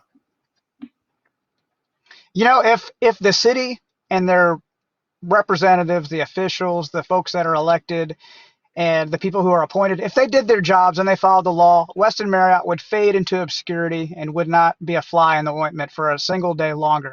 But they don't, and I'm stubborn. And when I feel the law allows us certain privileges as citizens for us to hold our elected officials accountable, and they fail in their obligations, somebody has to stand up. And that's what I'm doing. That's my why. If I don't do it, they'll continue to think that the citizens are uneducated and unprepared to hold them accountable. And I feel that's what I'm trying to do. I'm trying to hold them accountable to their legal obligations. Good enough. And you don't have to, again, what records have not been produced that you've asked for? Well, to be 100% clear, I still have not received any of the records that I requested. The first time I saw them is when the city filed an exhibit stating, hey, here's the records he asked for. We sent them off to such and such. They didn't send them to me. But the records I'm asking for are the phone records for Rodney Taylor. He's the Director of Public Works for Bossier City, and phone records for David Montgomery. He's an at-large city councilman on July 8th, 2022. And that's the day that Red Rover received allegedly a malicious ticket that was directed by someone in city government. And trying to unravel that mystery, I requested those specific records from that day. And thus far, I have not received those records. Now, reviewing their exhibits, I did find that a phone number that is listed as David Montgomery's campaign finance disclosure personal phone number appeared 4 times in Rodney Taylor's call history on his city cell phone. But David Montgomery has not turned over his cell phone records to either corroborate or refute that he made those calls. But specifically, that's what I was looking for, is call logs for David Montgomery and Rodney Taylor. All right, and to make it clear to the audience that may not know, the personal phone records of public officials are subject to public information requests when they are used in the official capacity of their duties as an elected official. So in other words, you don't care about David Montgomery calling, his best friend or whatever, but when he's calling somebody in an official capacity, then those are subject to sunshine laws. Yeah, here's the thing. If you think about it like this, Rodney Taylor and Dave Montgomery both have city cell phones. Who pays for those cell phone bills? Those are taxpayer funded. We pay the bill. We have the right to see them. Now, if Dave Montgomery were to bypass that accountability by using his personal cell phone to conduct public business, then we should have the right to see who he's calling during the business day, when he's calling public officials, things like that. So if he's conducting public business and his cell phone is used to conduct public business, especially if he's bypassing using a city cell phone just so those records aren't created or tracked, then unfortunately the logs from his private cell phone become public records, and he becomes the custodian of those public records, and he's bound by the public records law and the obligations that requires. Perfect explanation. All right. Anything else, Mr. Lowry? No, that's all I got. The only thing that was sticking in my mind, talking about, cell phone records, it makes me think back about, when Shane McWilliams was let go. And I remember we, did a public information request for Shane McWilliams's cell phone logs. And I recall some of the, with the timeline, some of the phone numbers that we ran down. David Montgomery's number was one of the numbers that came up, that populated in Shane McWilliams's call log, immediately upon that happening, along with Brad Zagoni, and to name a few others. But it's interesting when you try to seek those records and the correlation of events and who was having activity during those timelines. I mean, I think it was a couple of shows ago we were talking about Red Rover and who was on the phone, and we had overlooked the fact that when BJ Sanford had a role in the Red Rover thing, that we kind of come to that conclusion. And I'll drop a little tip to your viewers. If you review the call log that you guys released in your document drop, in the call log to Rodney Taylor was one BJ Sanford. So he called Rodney Taylor, which is odd, police supervisor and then director of public permits, right in the same window when David Montgomery called 4 times from his private cell phone. And then, in the matter of minutes or hours, Red Rover is receiving a citation from the Bossier City Police, when in the video we saw it was nothing. Even the sergeant on the scene said, "Hey, we're writing him a ticket over nothing." So there's a lot going on, and the public needs to hold these officials accountable. They need to know what they were doing that day, and releasing these records is a big part of finding out what happened. Well, kudos to you for trying to force their hand through the court system when they're not doing what they're supposed to do. What time is your case tomorrow, Weston, or Thursday? It's going to be Thursday morning at 9:30, 3rd floor out in Benton, the Bossier Parish Courthouse. I think I may come up there to watch. I mean, I got 2 courtrooms to jump back and forth to with good hot stuff. I mean, I need to go up there. I'm going to come listen to that. Yeah, I think I may go visit with you too, Mr. Lowry. That sounds fun.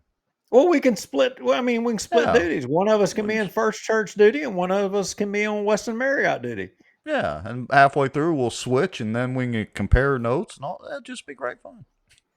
Yeah, I'll save you guys a seat. All right. Appreciate you coming on, Weston. I assume you're headed back to your bride, Danielle, and so many thanks to everything that y'all do for keeping an eye out for Bossier. Absolutely. Thanks, guys. Have a great night. Appreciate you having me on. All right. Talk to you later. Thanks. All right. Bye. Wow. The magic of technology. You just never know. Hey, before we're wrapping this thing up, and we appreciate everybody hanging in here so long. Actually, this has been a good night because we've really been able to clean up a lot of stuff and get a lot of things off our clean the slate, per se. Yes. Well, that should be the title of the show, Cleaning the Slate. Yeah, it should have been. Hey, the police jury took over the library, right? Right. And remember, so in our last show, we really kind of highlighted a lot of the stuff about the library, that the takeover, and, that if you'd seen what was going on there, how could any Republican, y'all remember all that, right? So, Right. hey, I got a link in the notes to something that I wanted to share. I just happened to come across. All right. Well, give me And a minute. Let's see. A link in the notes. Which link is it? The look Facebook under, story? yep. All right. Give me a So, second and I'll get to work on that. just the, and it wasn't that I was looking for this, but I mean, I don't know if it was God's will or what, but it just happened to pop up in my feed and I came across this and I thought it pertinent to point out, where or bad link. Well, yeah. So either I can't see it as me or Bossier Watch. Can you share your screen real quick? And Yep. Stand by. Give me a second. through the Bam. magic Now we should be good. The magic of clickery. Now let me make sure I can get share Duke's screen. Oh, well, that's not Duke's screen. Hold on a second. Let's see if I can do a little clicking here and change it. Wait, where's Duke's screen? Hold on a second. Oh. Folks, hang on. There ain't no telling what you're going to get shared out here in a minute. Rex is going to, who knows? This could definitely be interesting. Maybe it's a camera. Oh, look, there's me again. Hold on just a second, folks. Here we go. All right. Now, let me just make it a little larger. There we go. How about that? Yeah, okay. So this was your former library director who the police jury raided in and gotten rid of. And I'm not saying they were right, they were wrong, but for whatever reason, this popped up in my feed. And I thought it was interesting to share. She had moved on to a place called the DeSoto Public Library, which is not DeSoto Parish in Louisiana, but apparently in Texas. Good for And, her. she made a post and was talking about, the people that were working with her and all, but more importantly, that the DeSoto Public Library in DeSoto, Texas, had received the 2023 Achievement of Library Excellence Award from the Texas Municipal Library Directors Association. Well, cool. It got me to wondering, what about Bossier? Have we got any awards? Well, I don't know I guess if there's an award for kicking old ladies off that are putting terrible books in the library that only the police jurors such as Juliana Parks can save us from award, maybe they could get that one. But they haven't saved us. Well, yeah, and see, you made me say something bad about Juliana tonight. I was going to try to do only positive things. Dadgummit, Duke. Right. Well, anyway, that was all. I just wanted to point that out. Yeah. I thought it was interesting. The person that we ran off is over there at their next place getting awards for their library district. Not saying right or wrong. I'm just saying, looks like the one that was vilified is apparently getting awards at another place. All right. What else can we ramble on about? I think we're about done. I think we're done as well. I mean, we have beat this mule to death. Unless anybody in the comments, do y'all have anything else that you want us to torture you about?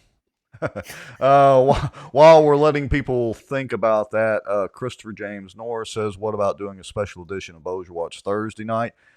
We're not going to do that because we're probably this Thursday, we'll post it and let everybody know, going to do our Fire Up Louisiana Watch again. So that's either going to be next Thursday or maybe even this Thursday. We're trying to put some topics together and get that kicked off this Thursday night. So we'll make sure and let everybody know if that's what we're going to do. And I promise this time we're not going to have an identity crisis. We're starting out with Louisiana Watch and Louisiana Watch graphics only on Thursday nights. And we're going to start out at show number 101 for Louisiana Watch and go north from there.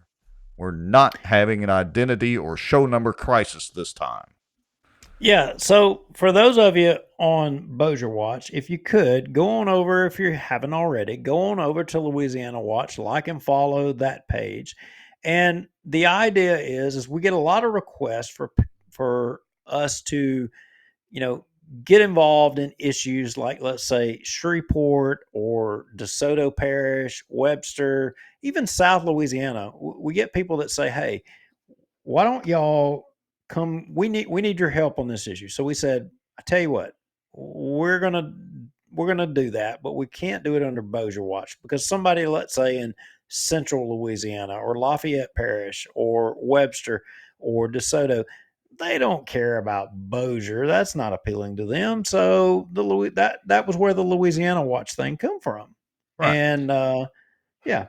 Yeah, and so we can kind of cover also more national topics that aren't necessarily Bossier specific. And I want to be clear, Bossier Watch is not going anywhere. We're just adding back into the mix Louisiana Watch, and who knows what else we can come up with. Now, we're going to do basically the same things we're doing with Bossier Watch. We'll be on YouTube as well as Twitter also, and there would be a podcast version. So, same format that y'all are used to here, just different graphics, our Louisiana Watch logo and all that, and some different subject matter that will certainly be related to Bossier, but more widespread, let's say. Yeah, and our intent is to get a lot of different, politicos. For example, we are going to have John Nicholson already on Louisiana Watch and over in Caddo Parish running for sheriff. We have him as a scheduled guest. We've got numerous other statewide elected officials that we're, lining up as we speak, and as well multiple legislators from across the state that we're going to have discussions about with the special crime, session, as well as the regular session. Again, all of that stuff will be on Thursday because here's the thing, all of us are having problems with issues. Insurance, I mean, everybody raise your hand. How many people have issues with insurance? How many people have issues with the roads, with this and that? I mean, it's not a problem that is just unique to Bossier. It's a problem that everybody in the whole state of Louisiana has. And we need more discussion from a wider range of people. And of course, my wife, the, Hey, the, she gotta promote the businesses that are paying the light bills for everything. So that's right. So we'll take a break for just a second and remind everybody that Miss Kara, your lovely bride, has a Facebook group. So if you need some mortgage information, go over there and see her.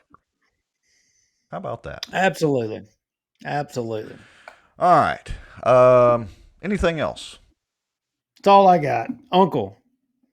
That's it. We're out of here. We appreciate everybody watching. We still got over 60 people watching at 2 hours and 12 minutes. And honestly, we didn't have a lot of topics to cover tonight. Nothing, no real fireworks tonight. But we appreciate all of you watching. Make sure and go over and watch or like and follow Louisiana Watch and keep up with us over there on Thursday nights as well. And again, whatever else we can dream up, well, we're going to launch some of that stuff too. What do you think, Mr. Lowry? Have a good night. All right. We're out of here. See y'all later, everybody.